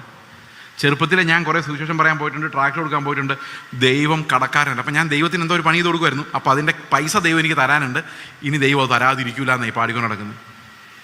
എന്നാലോചിച്ച് നോക്കി, സുവിശേഷം പറഞ്ഞതിൻ്റെ പ്രതിഫലം മുഴുവൻ ആ പാട്ടിലൂടെ തീർന്നു. നമ്മൾ എന്ത് സൽപ്രവൃത്തി ചെയ്താലും ബൈബിളിൽ പറയുന്നത് നിങ്ങൾക്കറിയാമോ? ഈ ഐസക് ന്യൂട്ടൺ കണ്ടുപിടിച്ചൊരു കാര്യമാണ്, വണ്ടിക്ക് അകത്തിരുന്നുകൊണ്ട് വണ്ടി തള്ളിയാൽ വണ്ടി പോകില്ല എന്നുള്ള കാര്യം. അത് നേരത്തെ നമുക്കറിയാം. പക്ഷെ അത് എന്തുകൊണ്ടാണ് കണ്ടുപിടിച്ചത്? ഐസക് ന്യൂട്ടനാണ്. കാരണം നമ്മൾ കൈകൊണ്ട് ഫ്രണ്ടിലോട്ട് തള്ളുമ്പോൾ നമ്മുടെ ശരീരം കൊണ്ട് നമ്മൾ പുറകോട്ട് തള്ളും. ഓക്കെ, അതുപോലെ നമ്മൾ എന്ത് സൽപ്രവൃത്തി ചെയ്താലും അതിനെ കൗണ്ടർ ആകാനുള്ളൊരു ഒരു സാധനം നമ്മുടെ ഉള്ളിൽ വർക്ക് ചെയ്യുന്നുണ്ട്, നമ്മുടെ അവയവങ്ങളിൽ വർക്ക് ചെയ്യുന്നുണ്ട്. ബൈബിളിലുണ്ട്. റോമാലേഖനം 7:21 ഞാൻ വായിക്കാം. റോമാലേഖനം 7:21 എന്താ പറയുന്നത് നോക്കട്ടെ. അങ്ങനെ നാം അങ്ങനെ നന്മ ചെയ്യുവാൻ ഇച്ഛിക്കുന്ന ഞാൻ തിന്മ എൻ്റെ പക്കലുണ്ട് എന്നൊരു പ്രമാണം കാണുന്നു. 23-ാം വാക്യം പറയാണ്, എങ്കിലും എൻ്റെ ബുദ്ധിയുടെ പ്രമാണത്തോട് പോരാടുന്ന വേറൊരു പ്രമാണം ഞാൻ എൻ്റെ അവയവങ്ങളിൽ കാണുന്നു. അപ്പോൾ ഒരാൾ തല്ലാൻ വരുമ്പോൾ എനിക്ക് അവനെ സ്നേഹിക്കണമെന്നുണ്ടെങ്കിലും എൻ്റെ ഉള്ളിൽ സ്നേഹമല്ല വരുന്നത്. ഞാൻ തീരുമാനമെടുത്തു അവനെ ഞാൻ സ്നേഹിക്കാൻ പോവാണ്. ഇന്ന് എൻ്റെ ഭർത്താവ് കള്ളു കുടിച്ച് വന്ന് ഇടിക്കുമ്പോൾ ഞാൻ അവനെ സ്നേഹിക്കും. പക്ഷേ ഈ കള്ളു കുടിച്ചുകൊണ്ട് ആൾ വരുന്ന കാണുമ്പം നമ്മുടെ കാഴ്ച ബ്രെയിനോട് പറയും, ദാ അവൻ വരുന്നുണ്ട്. ഇപ്പം ബ്രെയിൻ പറയും, 2 വർത്താനം പറഞ്ഞോ, അല്ലെങ്കിൽ നിനക്ക് ദേഷ്യം അടക്കാൻ പറ്റത്തില്ല. തക്ക സമയത്ത് ഈ പറഞ്ഞൊക്കെ നമ്മൾ മറന്നുപോകും. നമ്മൾ 2 വർത്താനം പറഞ്ഞ് പിന്നെ ആയിരിക്കും ആലോചിക്കുന്നു, അയ്യോ ഞാൻ തീരുമാനം എടുത്തായിരുന്നല്ലോ ഇന്ന് മിണ്ടാതിരിക്കണമെന്ന്. ഇങ്ങനെ നിങ്ങൾക്ക് അനുഭവം ഉണ്ടായിട്ടുണ്ടോ? പിള്ളേർ വഴക്കുണ്ടാക്കുമ്പോൾ നമ്മൾ തീരുമാനിക്കും, ഇനി പിള്ളേരോട് ദേഷ്യപ്പെട്ട ആത്മീയത ഞാൻ കളയല, ഞാൻ അവന്മാരെന്തേലും ചെയ്യട്ടെ, ഞാൻ മിണ്ടാതിരുന്ന് പ്രാർത്ഥിക്കാൻ പോവാ. പക്ഷെ അവന്മാരെ കണ്ടാൽ സഹിക്കാൻ പറ്റില്ല. കുറെ കഴിയുമ്പം എങ്ങനെയെങ്കിലും നമ്മൾ ചൂടായിരിക്കും. അതുവരെ അവർ പ്രശ്നം ഉണ്ടായിക്കൊണ്ടിരിക്കും. നമ്മുടെ തീരുമാനങ്ങളെല്ലാം എത്രയോ നാളായിട്ട് ആവി ആയിക്കൊണ്ടിരിക്കുന്നു സഹോദരങ്ങളെ. വേദപുസ്തകം പറയുന്നു, നിങ്ങൾ എത്ര തീരുമാനം എടുത്താലും ജയിക്കാൻ പോകുന്നില്ലെന്ന് മാത്രമല്ല, നമ്മുടെ ഒരു പ്രവൃത്തിയും ദൈവത്തിന് മുമ്പിൽ ക്വാളിഫൈഡ് അല്ല. ഞാനൊരു ചെറിയൊരു എക്സാമ്പിൾ പറയാം. വർഷങ്ങൾക്ക് മുമ്പ് 2007 ഞങ്ങൾ അഡോപ്റ്റ് ചെയ്ത് വളർത്തുന്ന 3 പിള്ളേരുണ്ട്. ഞങ്ങൾക്ക് മൊത്തം 4 പിള്ളേരാണ്. അപ്പോൾ ഇതിലൊരു കൊച്ചിനെ ഞങ്ങളുടെ ആന്നും പറഞ്ഞ് കള്ളം പറഞ്ഞ് ഒരു അമ്മച്ചി, ഒരു പ്രായമായ ഒരു ആൻറ്റി ഞങ്ങളുടെ വീട്ടിൽ വന്നു. അപ്പോൾ ഞങ്ങൾ പറഞ്ഞതിൽ തെളിവുണ്ടെങ്കിൽ ഫോട്ടോയോ റെക്കോർഡ്സോ, കാരണം ഞങ്ങൾ അങ്ങനെ ഒരു കരാറിലാണ് ഈ പിള്ളേരെ നമ്മുടെ വീട്ടിൽ വളർത്തിക്കൊണ്ടിരുന്നത് അന്ന്. അപ്പോൾ അവരുടെ ഒരു തെളിവൊന്നുമില്ല. എന്നിട്ട് അവർ ബലമായിട്ട്, ഒരു ഗുണ്ടകളൊക്കെ ആയിട്ട് വന്ന് ബലമായിട്ട് കൊച്ചിനെ എടുക്കാൻ നോക്കി. ഇവൾ കരഞ്ഞു കിടന്ന്. ഇവർക്ക് ദേഷ്യം വന്നിട്ട് എൻ്റെ ഭാര്യയുടെ കാരണക്കുരി നിൽക്കി ടപ്പ ടപ്പ ടപ്പെന്ന് 3 അടി അടിച്ചു. പട്ട. ഞാനൊരു 50 മീറ്റർ ദൂരെ, ഇപ്പം ഗേറ്റിൻ്റെ അത്രയും ദൂരെ നിൽക്കുക. എനിക്ക് ഈ അടി കണ്ട് ഭയങ്കര സന്തോഷം തോന്നി. അതിൻ്റെ കാരണം എന്താണെന്ന് വെച്ച് കഴിഞ്ഞാൽ എൻ്റെ ഭാര്യ തിരിച്ചടിച്ചില്ല. അതാണ് എനിക്ക് സന്തോഷം ഉണ്ടായത്. കാരണം സാധാരണഗതിയിൽ നമ്മൾ ഒരു അടി വരുമ്പോൾ നമുക്കൊരു തടഞ്ഞു നിർത്താനുള്ളൊരു ഇൻസ്റ്റിങ്ക്റ്റ് ഉണ്ട്. അത് നമുക്ക് ജന്മന ഉള്ളതാണ്, നമുക്ക് ജീവിച്ചു പോകുന്നത് അതുകൊണ്ടാണ്. ഇപ്പോൾ ഒരു കൈ നമ്മുടെ നേരെ വരുമ്പോൾ നമുക്ക് രക്ഷപ്പെടാൻ, കണ്ണടയ്ക്കാൻ ഒക്കെ നമ്മുടെ സ്വാഭാവിക പ്രവണതകളാണ്. ഒരു പാമ്പിനെ കാണുമ്പോൾ ഉയ്യോ എന്ന് പറഞ്ഞ് പുറകോട്ട്, ഇതൊക്കെ നമ്മൾ സ്വയം രക്ഷപ്പെടാൻ വേണ്ടിയുള്ള നമ്മുടെ ശരീരത്തിലുള്ള മെക്കാനിസം ഇതല്ല. അതുപോലെ നമ്മുടെ കസേര ഒരുത്തൻ അടിച്ചുകൊണ്ട് പോകും എന്ന് കാണുമ്പോൾ അവനെ സൂക്ഷിച്ചോ എന്ന് നമ്മുടെ ബ്രെയിനാണ് പറയുന്നത്. കാരണം നമുക്ക് ജീവിച്ചു പോകണേ ഇതൊക്കെ വേണം. ഇതെല്ലാം സ്വാഭാവിക മനുഷ്യൻ അങ്ങനെ ജീവിക്കുന്നത്, ശരിയല്ലേ? ആ കസേര അവൻ അടിച്ചോണ്ട് പോകാതെ ഞാൻ സൂക്ഷിച്ചാൽ ഞാൻ മിടുക്കനാ, എനിക്ക് അതിൻ്റെ രസവും കൂടെ എൻജോയ് ചെയ്യാം. എങ്ങനെയുണ്ട്? അപ്പം എനിക്ക് ഭയങ്കര സന്തോഷം തോന്നി, എങ്ങനെ എൻ്റെ ഭാര്യയ്ക്ക് ഇത് കഴിഞ്ഞു എന്ന് ഞാൻ അത്ഭുതപ്പെട്ടു. കാരണം ഒരു പ്രതികരണമില്ല, ഇങ്ങനെ നിന്ന് കൊണ്ടു ടപ്പ് ടപ്പ് ടപ്പ്. ഞാൻ എന്നിട്ട് വീടിന് ചുറ്റും നടന്ന് കർത്താവിന് നന്ദി പറഞ്ഞു. എൻ്റെ കർത്താവെ, എനിക്ക് കഴിഞ്ഞില്ലെങ്കിലും എൻ്റെ ഭാര്യയ്ക്ക് ഒരു കരണത്തടിച്ചപ്പോൾ മറ്റേ കരണം കാണിച്ചു കൊടുത്ത് നിശബ്ദയായി നിൽക്കാനുള്ള കൃപ നീ കൊടുത്തതിനായിട്ട് സ്തോത്രം. സ്തോത്രം പറയാൻ നിൽക്കേ. അപ്പോൾ കർത്താവിൻ്റെ ആത്മാവ് എന്നോട് പറഞ്ഞു, എൻ്റെ ഉള്ളിൽ പറഞ്ഞു, നിന്റെ സ്തോത്രത്തിലോ അവൾ അടി കൊണ്ടതിനകത്തോ ഒന്നും എനിക്ക് ഒരു പ്രസാദവും ഇല്ല. അപ്പം ഞാൻ പെട്ടെന്ന് അസ്വസ്ഥത എനിക്ക് അനുഭവപ്പെട്ടു. ഞാൻ കർത്താവിന് ചോദിച്ചു, കർത്താവ് അതെന്താ? ഒരു കരണം തടിച്ചാൽ മറ്റേ കരണം കാണിച്ചു കൊടുക്കണമെന്ന് ബൈബിളിലുണ്ട്. അതനുസരിച്ചു. ഒരു കരണത്തടിച്ചാൽ മറ്റേ കരണം കാണിച്ചു കൊടുക്കണം. ആ കരണത്തിനടിച്ചാൽ പിന്നെ എന്ത് ചെയ്യണമെന്ന് പറഞ്ഞിട്ടില്ല. എന്നിട്ട് പോലും മൂന്നാമതും കാണിച്ചു കൊടുത്തു. അപ്പോൾ കർത്താവ് പറഞ്ഞതിനേക്കാൾ കൂടുതൽ ചെയ്തിട്ട് നിൽക്കുമോ? എന്നിട്ടും സമാധാനമില്ല. അപ്പോൾ കർത്താവ് എന്നോട് പറഞ്ഞു, കർത്താവിൻ്റെ ആത്മാവ് എന്നോട് പറഞ്ഞു, നീ അടിച്ചതും നിന്റെ ഭാര്യ അടി കൊണ്ടതും നീ സ്തോത്രം ചെയ്തതൊക്കെ എനിക്ക് മനസ്സിലായി. പക്ഷേ നിന്റെ ഉള്ളിൽ ആ അടിച്ച സ്ത്രീയോട് വൈരാഗ്യമാണ്, നിന്റെ ഭാര്യയുടെ ഉള്ളിലും വൈരാഗ്യമാണ്. പിന്നെ ഞാൻ എങ്ങനെ നിന്നിൽ പ്രസാദിക്കും? ആലോചിക്കുമ്പോൾ സംഗതി ശരിയാ. ഉള്ളം പകഞ്ഞ വൈരാഗ്യം ഉള്ളിൽ വെച്ചോണ്ടാ കൊണ്ടേക്കുന്നത്. അടിച്ചു കഴിഞ്ഞപ്പോൾ വൈരാഗ്യം കൂടുകയും ചെയ്തു. പക്ഷേ പുറമേ നോക്കിയാൽ നമ്മൾ ഭയങ്കര പാവങ്ങളാണ്. പക്ഷെ അകത്ത് എന്തുണ്ട്? ഈ ആളോട് വൈരാഗ്യമുണ്ട്. കർത്താവ് പറഞ്ഞു, ഞാൻ നിന്നെ എങ്ങനെ സ്നേഹിച്ചോ അതുപോലെ ആ സഹോദരിയെ സ്നേഹിച്ചാൽ മാത്രമേ നിനക്ക് എൻ്റെ പ്രസാദമുള്ളൂ. ഞാൻ ഫ്രണ്ടിലോട്ട് വന്നപ്പോൾ എൻ്റെ ഭാര്യ എന്നോട് ചോദിക്കുക, എന്നെ തല്ലുന്നു നോക്കി നിൽക്കുമായിരുന്നല്ലേ എന്ന്. അപ്പോൾ എനിക്ക് മനസ്സിലായി, എങ്ങും എത്തിയിട്ടില്ല, നമ്മൾ ഈ യാത്ര തുടങ്ങിയിട്ടേ ഉള്ളൂ. അപ്പോൾ കർത്താവ് ജീവിച്ചാൽ നമുക്ക് തന്ന ജീവിതം എന്നൊക്കെ പറയുന്നത് ഞാനിങ്ങനെ ആലോചിച്ചു, കർത്താവേ എത്ര ശരിയാണ്. എന്നിട്ട് ഞങ്ങൾ രണ്ടുപേരും ഇങ്ങനെ ആലോചിച്ചു, അവർ വിവരമില്ലാത്തതുകൊണ്ടല്ലേ, യേശുവിനെ അറിയാത്തവരല്ലേ, സ്നേഹിക്കാൻ അറിയത്തില്ലാത്തവരല്ലേ, അവരോട് ക്ഷമിച്ചേക്കാം എന്ന് പറഞ്ഞ് ഞങ്ങൾ രാവിലെ എത്തിയപ്പോൾ സ്നേഹമൊന്നും ഉണ്ടായില്ലെങ്കിലും ഒരു അഡ്ജസ്റ്റായി. ഈ അടി കൊണ്ടതിനോടൊരു അഡ്ജസ്റ്റ്മെൻ്റായി. രാവിലെ വന്നപ്പോൾ പോലീസ് സ്റ്റേഷനിൽ നിന്ന് ഒരാൾ വന്നിരിക്കുന്നു.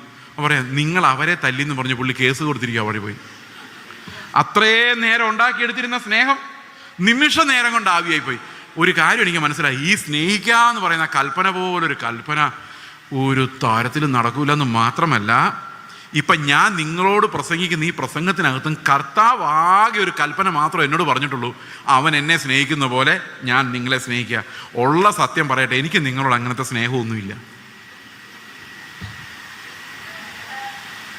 സത്യം പറഞ്ഞു, നിങ്ങളെ ഞാൻ വഴി കണ്ട നിങ്ങൾ മറന്നുപോയാൽ എന്നോടൊന്നും തോന്നരുത്. കാരണം എനിക്ക് ഓർമ്മ എന്ന് പറയുന്നൊരു സാധനം ഇല്ലാത്ത ആളാണ്. വചനം മാത്രമേ ഓർമ്മയുള്ളൂ. വീട്ടുകാരെയൊക്കെ ഓർമ്മയുണ്ട് കേട്ടോ ഞാൻ പറഞ്ഞത്. ഞാൻ കഴിഞ്ഞ 2 വർഷം മുമ്പ് ഈ കോവിഡ് വരുന്നതിന് മുമ്പത്തെ ഡിസംബറിൽ ഇവിടെ വയനാട്ടിൽ ഒരു ചർച്ചിൽ പ്രസംഗിക്കാൻ പോയി കഴിഞ്ഞപ്പോൾ ഒരു അങ്കിൾ എൻ്റെ അടുത്ത് വന്നിട്ട് പറഞ്ഞു, പാസ്റ്റർ എന്നെ ഓർമ്മയുണ്ടോ? ഞാൻ പറഞ്ഞു, അത്ര ഇങ്ങോട്ട് ഓർക്കാൻ പറ്റുന്നില്ലല്ലോ. അപ്പം പുള്ളി പറഞ്ഞു, 6 മാസം മുമ്പ് പാസ്റ്റർ ഞങ്ങളുടെ ചർച്ച വന്നായിരുന്ന ഓർമ്മയുണ്ടോ? ആ ഉണ്ടായിരുന്നു. അന്ന് ഞങ്ങളുടെ വീട്ടിലാണ് പാസ്റ്റർ 3 ദിവസം താമസിച്ചതെന്ന്.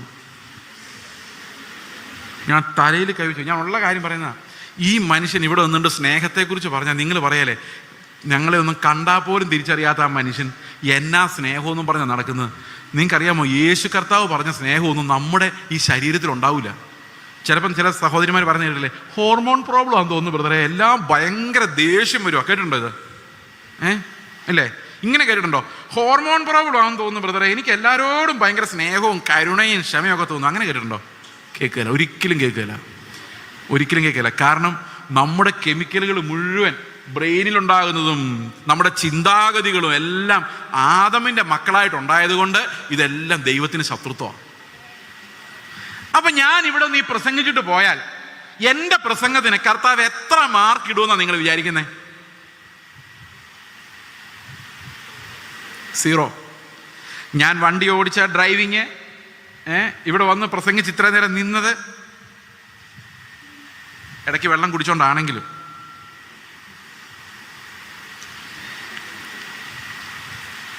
ഇതെല്ലാം കണക്ക് കൂട്ടിയിട്ട് അവസാനം പോകുമ്പോൾ കർത്താവ് ഒരൊറ്റ ചോദ്യം ചോദിക്കുള്ളൂ, മോനെ ഞാൻ നോക്കിക്കൊണ്ടിരുന്നത് നിനക്ക് അവരോട് സ്നേഹം ഉണ്ടോ എന്ന് മാത്രമാണ്. എൻ്റെ കർത്താവേ, അപ്പം ഞാൻ ഈ പറഞ്ഞതൊക്കെ every work that you did multiplied bye love 0 = 0. എത്ര പേര് ദൈവത്തിന് മുമ്പിൽ സ്വർഗത്തിൽ പോകാൻ റെഡി ആയിട്ടുണ്ട്? അവിടെ ആരൊക്കെ കൈ വെക്കുന്നുണ്ട്?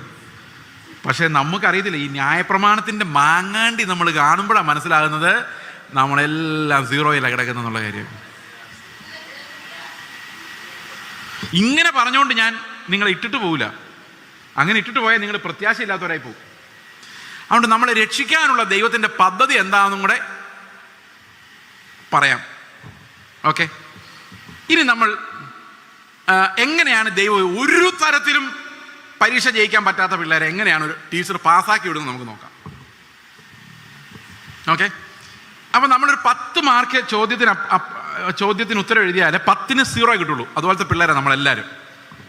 സമ്മതിച്ചോ? അത് ലോകത്തുള്ള എല്ലാ മനുഷ്യരും അതുപോലെയാണ്. കാരണം ഈ രസം എന്ന് പറയുന്ന ഫാക്ടർ നമ്മുടെ ജീവിതത്തെ നിയന്ത്രിക്കുന്നത് കൊണ്ട്, ഓക്കെ, ഈ രസം എന്ന ഫാക്ടർ നമ്മുടെ ജീവിതത്തെ നിയന്ത്രിക്കുന്നതുകൊണ്ട് നമുക്ക് നമ്മളെക്കുറിച്ച് ചിന്തിക്കാൻ പറ്റുള്ളൂ. അതുകൊണ്ട് നമുക്ക് വേറൊരാളെ സ്നേഹിക്കണമെങ്കിൽ ഈ രസത്തെ ബേസ് ചെയ്തുള്ള ജീവിതം മുഴുവൻ തീരണം. മനസ്സിലായോ? ഇപ്പം ഈ പ്രസംഗം കഴിഞ്ഞ് ഇറങ്ങുമ്പം പാസ്റ്ററെ നന്നായിരുന്നു കേട്ടോ എന്ന് കേൾക്കുമ്പോൾ എനിക്കുണ്ടാകുന്നൊരു രസമുണ്ടല്ലോ, ആ രസം അവിടെ ഉള്ളിടത്തോളം കാലം എനിക്ക് നിങ്ങളെ സ്നേഹിക്കുന്നതിന് പരിമിതികളുണ്ട്.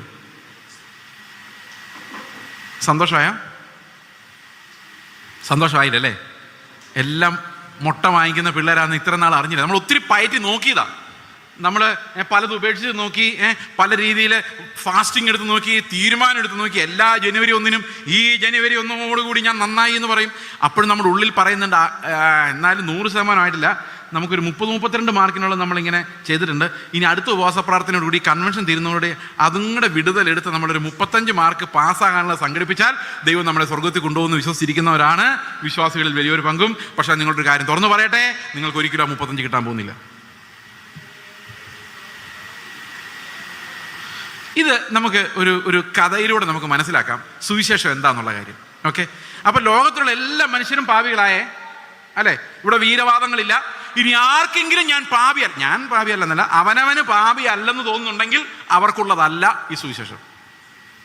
അവർക്ക് വൈദ്യനെ കൊണ്ട് ഒരു പ്രയോജനമില്ല. 80 വയസ്സ് കഴിഞ്ഞ ഒരു കാരണവരോട് ഞാൻ ഒരിക്കൽ ചോദിച്ചു, പാപം ചെയ്തിട്ട് വല്ല ഓർമ്മയുണ്ടോ? അപ്പോൾ അദ്ദേഹം എന്താ പറയുന്നറിയാം, ഞാൻ അങ്ങനെ പാപമൊന്നും ഒരിക്കലും ചെയ്തിട്ടില്ല.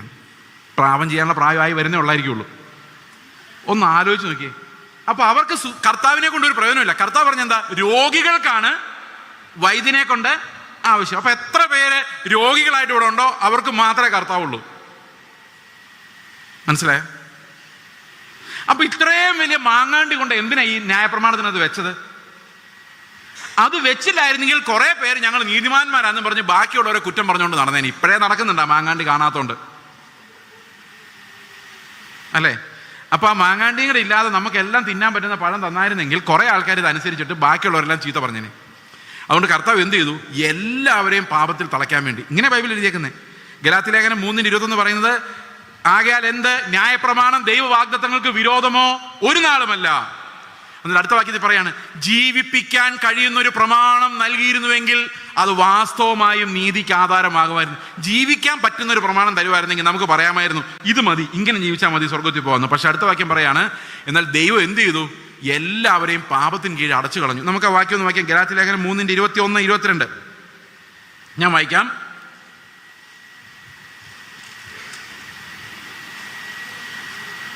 ഓക്കെ, 21. എന്നാൽ ന്യായപ്രമാണം ദൈവവാഗ്ദത്തങ്ങൾക്ക് വിരോധമോ? ഒരു നാളുമല്ല. ജീവിപ്പിക്കാൻ കഴിയുന്ന ഒരു ന്യായപ്രമാണം നൽകിയിരുന്നുവെങ്കിൽ ന്യായപ്രമാണം വാസ്തവമായ നീതിക്ക് ആധാരമായിരുന്നു. മാങ്ങാണ്ടി എടുത്തിട്ട് ഈ മാങ്ങ കൊടുത്തിരുന്നെങ്കിൽ അത് വെച്ച് എല്ലാവർക്കും എന്ത് ചെയ്യാമായിരുന്നു? സ്വർഗ്ഗത്തിൽ പോകാമായിരുന്നു. അടുത്ത വാക്യം നോക്കിയപ്പോൾ മാങ്ങാണ്ടിയും കൂടെ വന്നുകൊണ്ട് എന്ത് സംഭവിച്ചു? എങ്കിലും വിശ്വസിക്കുന്നവർക്ക് വാഗ്ദത്തം യേശുക്രിസ്തുവിലെ വിശ്വാസത്താൽ ലഭിക്കേണ്ടതിന് തിരുവെഴുത്ത് എല്ലാവരെയും പാപത്തിന് കീഴെ അടച്ചു കളഞ്ഞു. നമ്മളെല്ലാവരെയും പാപത്തിന് കീഴ് അടച്ച് മാങ്ങാണ്ടി വെച്ചിട്ട്. മനസ്സിലായോ? ഇപ്പം എത്ര പേര് പാപികളാണെന്ന് മനസ്സിലായി? ഓക്കെ, വർഷങ്ങളായി വിശ്വാസത്തിലിരിക്കുന്നവരും സകല മനുഷ്യരും ദൈവത്തിന് മുമ്പിൽ അവരുടെ പ്രവൃത്തികൾ നോക്കിയാൽ പാപികളാണ്, ഗുണമില്ലാത്തവരാണ്. എങ്ങനെയാണ് നമ്മളെ രക്ഷിക്കാൻ പറ്റുന്നത് നമുക്ക് നോക്കാം. ഇതൊരു ക്ലാസ് റൂമായിട്ട് സങ്കല്പിക്കുക. ഓക്കെ, ഈ ക്ലാസ്സിൽ ഇത്രയും പിള്ളേരുള്ള ഒരു വലിയൊരു ക്ലാസ് റൂമായിട്ട് സങ്കല്പിക്കുക. ഈ ക്ലാസ് റൂമിൽ എത്ര എഴുതിയാലും പാസ്സാകാത്തൊരു കൊച്ചുണ്ട്. അത് ഞാനാന്ന് വിചാരിക്കുക. ഞാനാന്ന് നിങ്ങൾ വിചാരിച്ചിട്ട് കാര്യമില്ല, നിങ്ങളാന്ന് നിങ്ങൾ വിചാരിക്കണം. ഓക്കെ, അപ്പോൾ എല്ലാ പരീക്ഷയ്ക്കും 0 കിട്ടുകയും ഒരു പരീക്ഷയ്ക്കും ജയിക്കുകയില്ലാത്ത ഒരാളുണ്ട്, അത് ഞാനാണ്. അപ്പോൾ എല്ലാ പരീക്ഷയ്ക്കും തോക്കും. അപ്പോൾ ബാക്കിയുള്ളവരൊക്കെ എന്നെക്കാൾ മിടുക്കരാന്ന് വിചാരിച്ചോ കുറച്ച് നേരത്തേക്ക്? ഈ സുവിശേഷം മനസ്സിലാവണമല്ലോ. കാരണം ഈ പാപബോധം ഉണ്ടാകുന്നവർക്കും മാനസാന്തരം ഉണ്ടാകുന്നവർക്കും ഞങ്ങളെല്ലാവരും പാപികളാണേ നല്ല തോന്നുന്നത്. അവരെല്ലാം എത്ര നല്ലതാ, ഞാൻ മഹാഭാവിയാന്ന് തോന്നുന്നത്. അങ്ങനെ തോന്നിയാലേ ശരിക്കുള്ള മാനസാന്തരം ആവുള്ളൂ. ചില ആൾക്കാർക്ക് യാക്കോബ ശരിയല്ലെന്ന് മനസ്സിലാവും, ഹിന്ദുക്കൾ അവർ ശരിയല്ലെന്ന് പറയും, മുസ്ലിങ്ങൾ ശരിയല്ലെന്ന് പറയും, കത്തോലിക്കർ ശരിയല്ലെന്ന് പറയും, പെന്തക്കോസ്ത് ശരിയല്ലെന്ന് പറയും. പക്ഷെ ഞാൻ ശരിയല്ല എന്ന് മാത്രം അവർക്ക് തോന്നുന്നില്ല. ഈ ഞാൻ ശരിയല്ല എന്ന് തോന്നാത്തടത്തോളം കാലം ഈ സുവിശേഷം കൊണ്ട് അവർക്ക് പ്രയോജനമില്ല. സമ്മതിച്ചോ? ഓക്കെ. അപ്പോൾ ഒരു സാറ് എൻ്റെ അടുത്ത് വരുവാണ്. ഞാനാകട്ടെ, ഞാൻ പറയുമ്പോൾ ഞാനാണ് ഏറ്റവും വിഡ്ഢിയായ, ജയിക്കാത്ത, ഡിസ്ലെക്സിയ ഉള്ള, ലേണിംഗ് ഡിസോർഡർ ഉള്ള ആ കുട്ടി ഞാനാണ്. അപ്പോൾ ഈ സാർ എൻ്റെ അടുത്ത് വന്ന് പറയാണ്, ചേച്ചേ നിനക്കൊരു നല്ല വാർത്തയുമായിട്ടാണ് ഞാൻ വന്നിരിക്കുന്നത്. അപ്പം ഞാൻ ചോദിക്കും, എന്താ സാറേ നല്ല വാർത്ത? അപ്പോൾ സാറ് പറയും, ഈ പ്രാവശ്യം നിന്റെ പരീക്ഷയ്ക്കുള്ള ചോദ്യപേപ്പറൊക്കെ ഉണ്ടാക്കുന്നത് ഞാനാണ്. വാ, എന്തൊരു നല്ല വാർത്ത. ഞാൻ ഉടനെ സാറിന് പറയാം, എൻ്റെ സാറേ, സാറിന് മാത്രം എന്നോട് സിമ്പതി ഉള്ളൂ. സാർ ഒരു കാര്യം ചെയ്യാം, ചോദ്യങ്ങൾ ജയിക്കാനുള്ളത് 35 മാർക്കിനുള്ള ചോദ്യങ്ങൾ എനിക്ക് തന്നാൽ ഞാൻ അത് എങ്ങനെയെങ്കിലും പഠിച്ച് ഞാൻ ഈ പരീക്ഷ എഴുതി ജയിച്ചോളാം. എനിക്ക് ജയിച്ചാൽ മതി, വലിയ മാർക്കൊന്നും വേണ്ട. സാർ എന്നെ ഒന്ന് സഹായിക്കണം. സാറ് പറഞ്ഞേടാ, നിനക്കെല്ലാം അറിയാവുന്ന സിമ്പിൾ ചോദ്യങ്ങളേ ഉള്ളൂ. സ്നേഹിക്കണം, എൻ്റെ കർത്താവ്, ക്ഷമിക്കണം. ക്ഷമിച്ചു എന്ന് എനിക്ക് തോന്നുന്നേ, പക്ഷെ എൻ്റെ ഉള്ളിൽ ആ അസ്വസ്ഥത കിടപ്പുണ്ട്. എനിക്ക് പൂർണ്ണമായിട്ട് എടുത്ത് കളയാൻ പറ്റുന്നില്ല. ഇപ്പോൾ 0 ആയി. താഴ്മ വേണം. താഴ്ത്തി സമർപ്പിക്കുന്നുണ്ട് പ്രാർത്ഥിക്കുമ്പോൾ എല്ലാം, പക്ഷെ താഴ്ന്നില്ല. എത്ര പ്രാവശ്യം പൊടി പോലെ സമർപ്പിച്ചു, താഴ്ത്തി ഏൽപ്പിച്ചു കൊടുത്തിട്ട് ഇത് താഴണ്ടേ? ആരെങ്കിലും ഒന്ന് തോണ്ടി ഉടനെ ഇത് പാമ്പ് പോലെ എഴുന്നേറ്റ് വരും. കൽപ്പനകളെല്ലാം വളരെ ലളിതമാണ്, മനസ്സിലാകുന്നതാണ്, പക്ഷെ ഇത് അനുസരിക്കാൻ പറ്റുന്നില്ല. ശരിയാണ്, എൻ്റെ കാര്യമാണ് ഞാൻ പറഞ്ഞത്. നിങ്ങളൊക്കെ അനുസരിക്കുന്നവരായിരിക്കും, ആർക്കറിയാം. പക്ഷെ ഞാനിപ്പോൾ തൽക്കാലം എൻ്റെ കാര്യം മാത്രമേ പറയുന്നുള്ളൂ. നിങ്ങൾ രക്ഷപ്പെടണമെങ്കിൽ നിങ്ങളുടെ കാര്യം പറഞ്ഞു. ഓക്കെ. അപ്പോൾ എനിക്കൊരു കാര്യം മനസ്സിലായി, ചോദ്യപേപ്പർ നേരത്തെ കിട്ടിയിട്ടൊന്നും കാര്യമില്ല. അപ്പോൾ സാറ് പറഞ്ഞു, ഒരു നല്ല വാർത്തയും കൂടെ ഞാൻ നിന്നോട് പറയാം. അതെന്താ? ഈ പ്രാവശ്യം നിന്റെ പരീക്ഷാ പേപ്പർ നോക്കുന്നത് ഞാനാണ്. അപ്പോൾ പറഞ്ഞു, അത് മതി സാർ, എൻ്റെ പേപ്പറിൽ ഞാൻ എല്ലാത്തിനും ചോദ്യപേപ്പറിൻ്റെ നമ്പർ ഇട്ട് വെച്ചേക്കാം, ചോദ്യം അതുപോലെ എഴുതി വെച്ചേക്കാം. എവിടെയെങ്കിലും 3, 5, 8, 2, 4, 8 ഒക്കെ ഇട്ടിട്ട് എങ്ങനെയെങ്കിലും എനിക്കൊരു 35 കടത്തി തന്നാൽ ഞാൻ ഈ ശല്യപ്പെടുത്താൻ ഈ വഴിക്ക് ഇനി വരത്തില്ല. അപ്പോൾ സാറ് പറഞ്ഞു, 2 പ്രശ്നങ്ങളുണ്ട്. ഒന്നാമത്, നിന്റെ പേപ്പറിൽ 1/2 മാർക്ക് ഇട്ടാൽ എൻ്റെ പണി പോകും. കാരണം നീ ഒന്നും എഴുതില്ല എന്നുള്ള കാര്യം എല്ലാവർക്കും അറിയാം. 2, ഈ പരീക്ഷയ്ക്ക് ജയിക്കാൻ 35 മാർക്ക് പോരാ, 100ന് 100 വേണം. കാരണം ഒരു കൽപ്പനയിൽ തെറ്റിയാൽ എല്ലാത്തിലും തെറ്റിയ പോലെ, ചെയ് മുറിഞ്ഞതുപോലെയാണ്.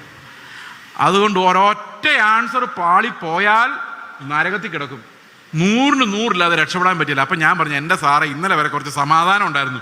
35 മാർക്കിനെ കുറിച്ച് ഞാൻ ആലോചിച്ചുകൊണ്ടിരുന്നത്.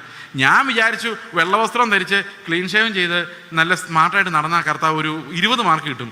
ബാക്കിയുള്ളതൊക്കെ കുറച്ച് നല്ല പണികളൊക്കെ ചെയ്ത് എങ്ങനെയെങ്കിലുമൊക്കെ ഞാൻ അഡ്ജസ്റ്റ് ചെയ്യാമെന്ന് വിചാരിച്ചുകൊണ്ടിരുന്നപ്പോഴാണ് കർത്താവ് ഒന്ന് 100ന് 100 വെച്ചിട്ട് അത് സ്നേഹത്തിന് കൊണ്ട് കണക്ട് ചെയ്തിട്ട്, ഞാനിനി എങ്ങനെ ഈ ഒരു പ്രത്യാശ തന്നെ ഇല്ലാതായി പോയി, രക്ഷപ്പെടും എന്നുള്ള ഹോപ്പ് തന്നെ പോയി. സാർ എന്ത് നല്ല വാർത്തയും കൊണ്ടാണ് വന്നത്. ഉള്ള സമാധാനം കളഞ്ഞല്ലേ രാവിലെ ഒരുത്തനെ വിളിച്ച് പ്രസംഗിക്കാൻ കയറ്റിയിട്ട്.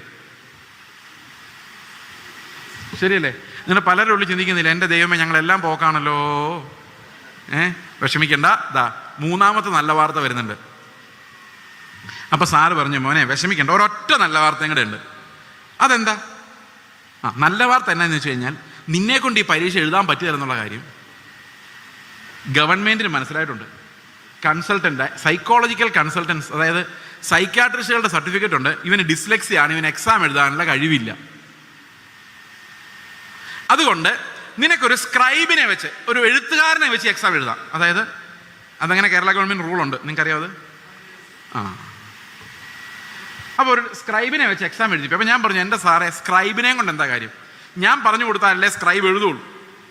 അത് മാത്രമല്ല, ഈ 10ാം ക്ലാസ്സിലെ പരീക്ഷയ്ക്ക് 9ാം ക്ലാസ്സിലെ കുട്ടിയെങ്കിലും സ്ക്രൈബായിട്ട് വരണം. അല്ലാതെ ഞാൻ തീറ്റ എന്ന് പറയുമ്പോൾ തിന്നുന്ന കാര്യം ആലോചിക്കുന്നവനാകാൻ പാടില്ല. സൈൻ തീറ്റ എന്ന് പറഞ്ഞാൽ എന്താണെന്ന് മനസ്സിലാവുന്നവനായിരിക്കണം, അല്ലേ? അപ്പോൾ കുറച്ച് മാത്സ് അറിയണം അവന്, എങ്കിലേ അവൻ എൻ്റെ സ്ക്രൈബായിട്ടിരിക്കാൻ പറ്റുള്ളൂ. അപ്പോൾ അങ്ങനെ ഒരുത്തൻ, എൻ്റെ ഒരു പ്രോബ്ലം അറിയത്തില്ലാത്ത ഒരുത്തൻ എൻ്റെ സ്ക്രൈബായിട്ട് വന്നാൽ അവൻ 1 മാർക്ക് പോലും എനിക്കറിയാമെങ്കിലല്ലേ അവന് പറഞ്ഞു കൊടുക്കാൻ പറ്റുള്ളൂ. അപ്പോൾ ഈ സാറ് പറഞ്ഞു, ഈ പ്രാവശ്യം നിന്റെ പരീക്ഷയുടെ ചോദ്യപേപ്പർ ഇടുന്നത് ഞാനാണ്, ഈ പ്രാവശ്യം നിന്റെ മാർക്ക് നോക്കുന്നത് ഞാനാണ്. നല്ല വാർത്ത എന്താണെന്ന് ചോദിച്ചു കഴിഞ്ഞാൽ ഈ പ്രാവശ്യം നിന്റെ സ്ക്രൈബും ഞാൻ തന്നെയാണ്. എത്ര മാർക്ക് കിട്ടും? എത്ര മാർക്ക് കിട്ടും? ഈ 100-ൽ 100 കിട്ടാൻ വേറെ എന്തെങ്കിലും വഴിയുണ്ടോ? ഒരു വഴിയില്ല. ആ ചോദ്യം ഇടുന്നയാൾ തന്നെ, മാർക്ക് നോക്കുന്ന, നമ്മളെ അവസാനം നീതീകരിക്കുന്ന, നമ്മളെ ന്യായം വിധിക്കുന്ന, നമുക്ക് ഈ നിയമങ്ങൾ തന്ന അതേ ദൈവം തന്നെ ഈ ലോകത്തിലേക്ക് ഇറങ്ങി വന്ന് എനിക്ക് പകരം ജീവിച്ചാൽ മാത്രമേ എനിക്ക് രക്ഷപ്പെടാൻ പറ്റുള്ളൂ. ഇതാണ് സുവിശേഷം. എനിക്കൊരു പകരക്കാരനുണ്ട്. ഇതെങ്ങനെ ചുമ്മാ പറഞ്ഞാൽ മതിയോ? ബൈബിളിൽ വേണ്ടേ? ബൈബിളിലെ ഏറ്റവും പ്രധാനപ്പെട്ട സുവിശേഷ ഭാഗം റോമാലേഖനം 7-8. ഈ റോമാലേഖനത്തിന്റെ പ്രത്യേകത എന്താണെന്നറിയാമോ? അപ്പോസ്തോലിക ലേഖനങ്ങൾ. ഈ സഭയുടെ പേര് നോക്കി, അപ്പോസ്തോലിക് ചർച്ച് ഓഫ് ഗോഡ്. എന്താണ് ഈ അപ്പോസ്തലർ എന്നുള്ളതിന്റെ പ്രത്യേകത? ഒരു സഭയുടെ ഫൗണ്ടേഷണൽ തത്വങ്ങൾ 8 എണ്ണമാണ്.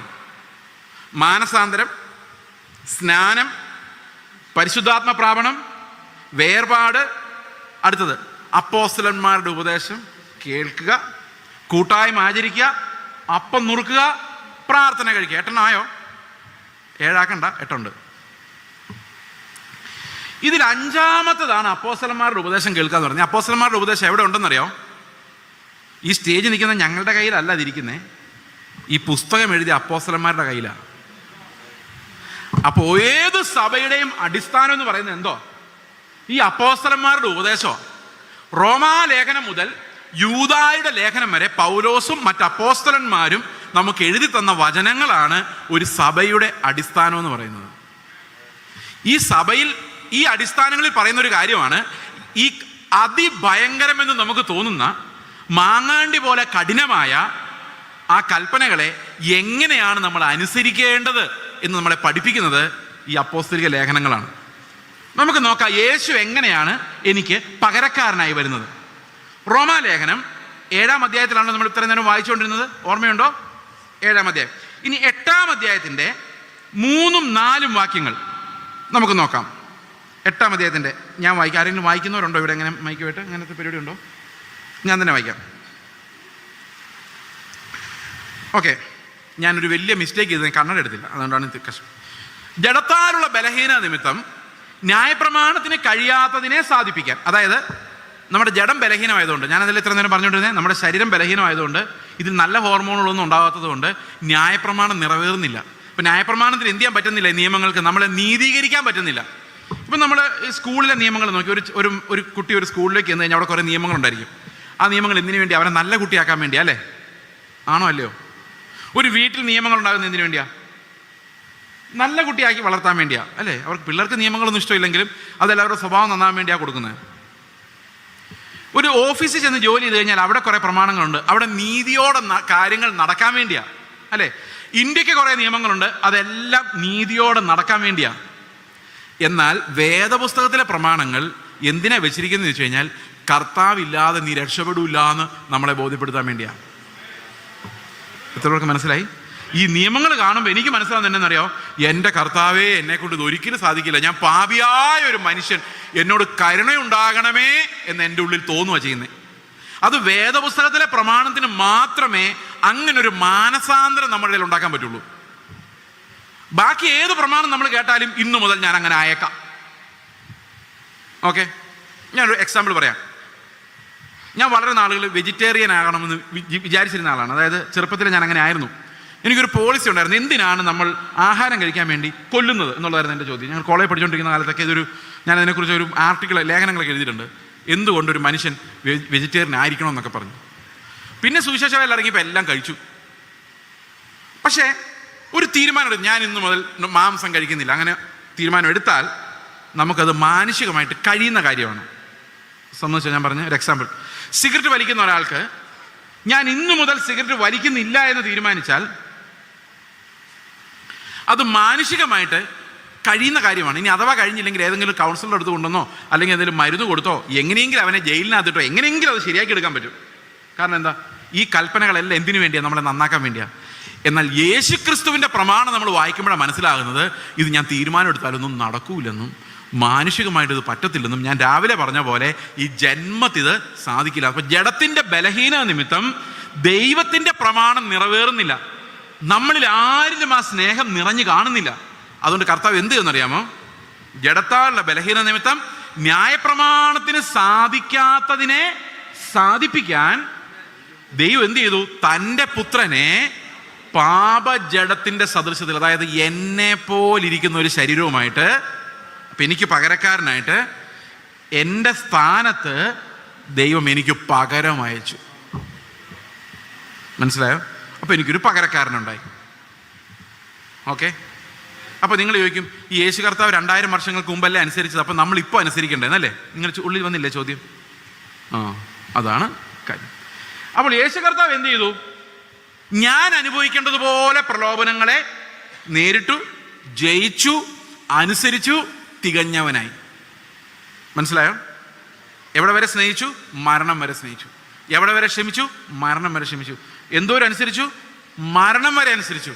മരിക്കുന്ന സമയത്ത് അവൻ സന്തോഷമുള്ളവനായിരുന്നു. ഓക്കെ. എല്ലാ നീതിയും കർത്താവിൽ പൂർത്തിയായി. ന്യായപ്രമാണം നിറവേറി ക്രൂശിൽ അത് പൂർത്തിയായി. ഇനി നമുക്ക് എങ്ങനെയാണ് അതിന്റെ ബെനിഫിറ്റ് ഉണ്ടാകുന്നത്? നമുക്ക് ആ ബെനിഫിറ്റ് ഉണ്ടാകുന്നത് കർത്താവിനെ അന്ന് അനുസരണത്തിലൂടെ നടത്തിയ പരിശുദ്ധാത്മാവ്, ദൈവത്തിന്റെ പരിശുദ്ധാത്മാവ് അല്ലെ. യേശുക്രിസ്തു സ്നാനപ്പെട്ടപ്പോൾ എന്ത് സംഭവിച്ചു നിങ്ങൾക്കറിയാമോ? സ്വർഗത്തിൽ നിന്ന് ആത്മാവ് പ്രാവെന്ന രൂപത്തിൽ അവൻ്റെ മേൽ ഇറങ്ങി. അതിനു മുമ്പും കർത്താവ് ദൈവമാണ്, ദൈവപുത്രനാണ്, അവൻ ഒരു പാപവുമില്ല. പക്ഷെ നമ്മളിൽ ഒരാളാകാൻ വേണ്ടി, അവൻ നമ്മോട് ചേരാൻ വേണ്ടി വെള്ളത്തിലിറങ്ങി സ്നാനപ്പെട്ട് കയറിയപ്പോൾ നമ്മൾ എങ്ങനെയാണോ വിശുദ്ധ ജീവിതം നയിക്കേണ്ടത് അതുപോലൊരു ജീവിതം കർത്താവ് ജീവിച്ചു ആത്മാവിൻ്റെ സഹായത്തോടെ. ആത്മാവ് അവൻ അനുസരണത്തിലേക്ക് നടത്തി, മരണത്തിലേക്ക് നടത്തി, പുനരുത്ഥാനത്തിലേക്ക് നടത്തി. എന്നിട്ട് കർത്താവ് എന്ത് ചെയ്യുന്നറിയോ? അതേ ആത്മാവിനെ നമ്മുടെ അടുത്തേക്ക് പറഞ്ഞു വിട്ടു. ഏതാത്മാവിനെയാ? അവനെ അന്ന് അവിടെ നടത്തിയ അതേ ആത്മാവ്, യേശു ക്രിസ്തുവിനെ അനുസരണത്തിലേക്ക് നടത്തിയ ആ ആത്മാവ്, കർത്താവ് അന്ന് ജീവിച്ച അതേ ജീവൻ ഇന്ന് വിശ്വസിക്കുന്ന എല്ലാവർക്കും ദൈവം ആ ജീവൻ നൽകുമെന്ന വാഗ്ദത്തം നമുക്ക് നൽകി. അപ്പൊ കർത്താവ് എങ്ങനെയാ? നമ്മൾ കർത്താവിനെ കുറിച്ച് കാണുന്നത് സാധാരണ എല്ലാ മതങ്ങളിലും, ഈവൻ വിശ്വാസികൾ എന്ന് പറയുന്നവരോടുള്ളിലും കർത്താവിനെ കുറിച്ച് കാണുന്നത് ഒരു ഫോട്ടോ ആയിട്ടാണ്. താടിയൊക്കെ ഉള്ള അല്ലേ, അല്ലെങ്കിൽ ഒരു മനുഷ്യൻ, അല്ലെങ്കിൽ ഒരു ഫോട്ടോ, അല്ലെങ്കിൽ ഒരു ഇമേജ്, ഇങ്ങനെ എല്ലാവരും കാണുന്നത്.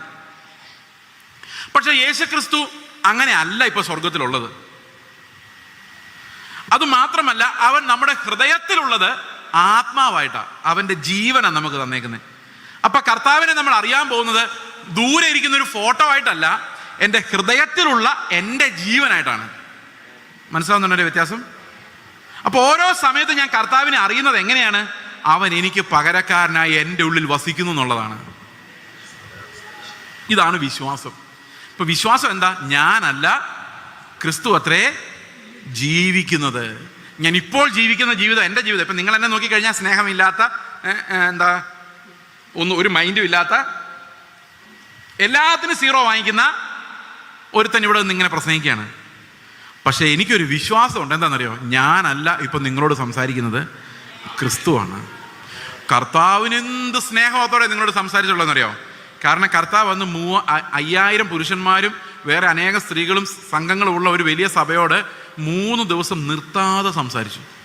എനിക്ക് 1 മണിക്കൂർ കഴിയുമ്പോഴേക്കും എനിക്ക് വെള്ളം കുടിക്കാൻ ഇപ്പം തന്നെ തോന്നുന്നുണ്ട്. അന്ന് ആഹാരം കഴിക്കാതെ അത് കേട്ടോണ്ടിരുന്നവരെ ഞാൻ സമ്മതിച്ചിരിക്കുന്നു. പക്ഷെ വേറെ പ്രത്യേകത ഉണ്ട് കേട്ടോ. യേശു കർത്താവ് പ്രസംഗിച്ച 3 അല്ല 10 ദിവസമായാലും എഴുന്നേക്കാനെന്ന് തോന്നില്ല. നമ്മളിപ്പം പ്രസംഗിച്ച് ഇപ്പം 1 മണിക്കൂർ കഴിയുമ്പോഴേക്കും നിങ്ങൾ ഇയാൾ നിർത്താറായില്ലേ എന്ന് ചിന്തിക്കാൻ തുടങ്ങും. അതിനുമുമ്പേ നിർത്തിക്കണം.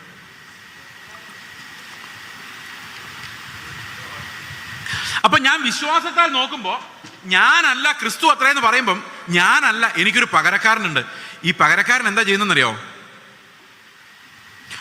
അവൻ ഇപ്പൊ പ്രസംഗിക്കുമായിരുന്നെങ്കിൽ എന്ത് പ്രതിഫലം കിട്ടുമായിരുന്നു അവന്, അതാ എനിക്ക് തരുന്നത്.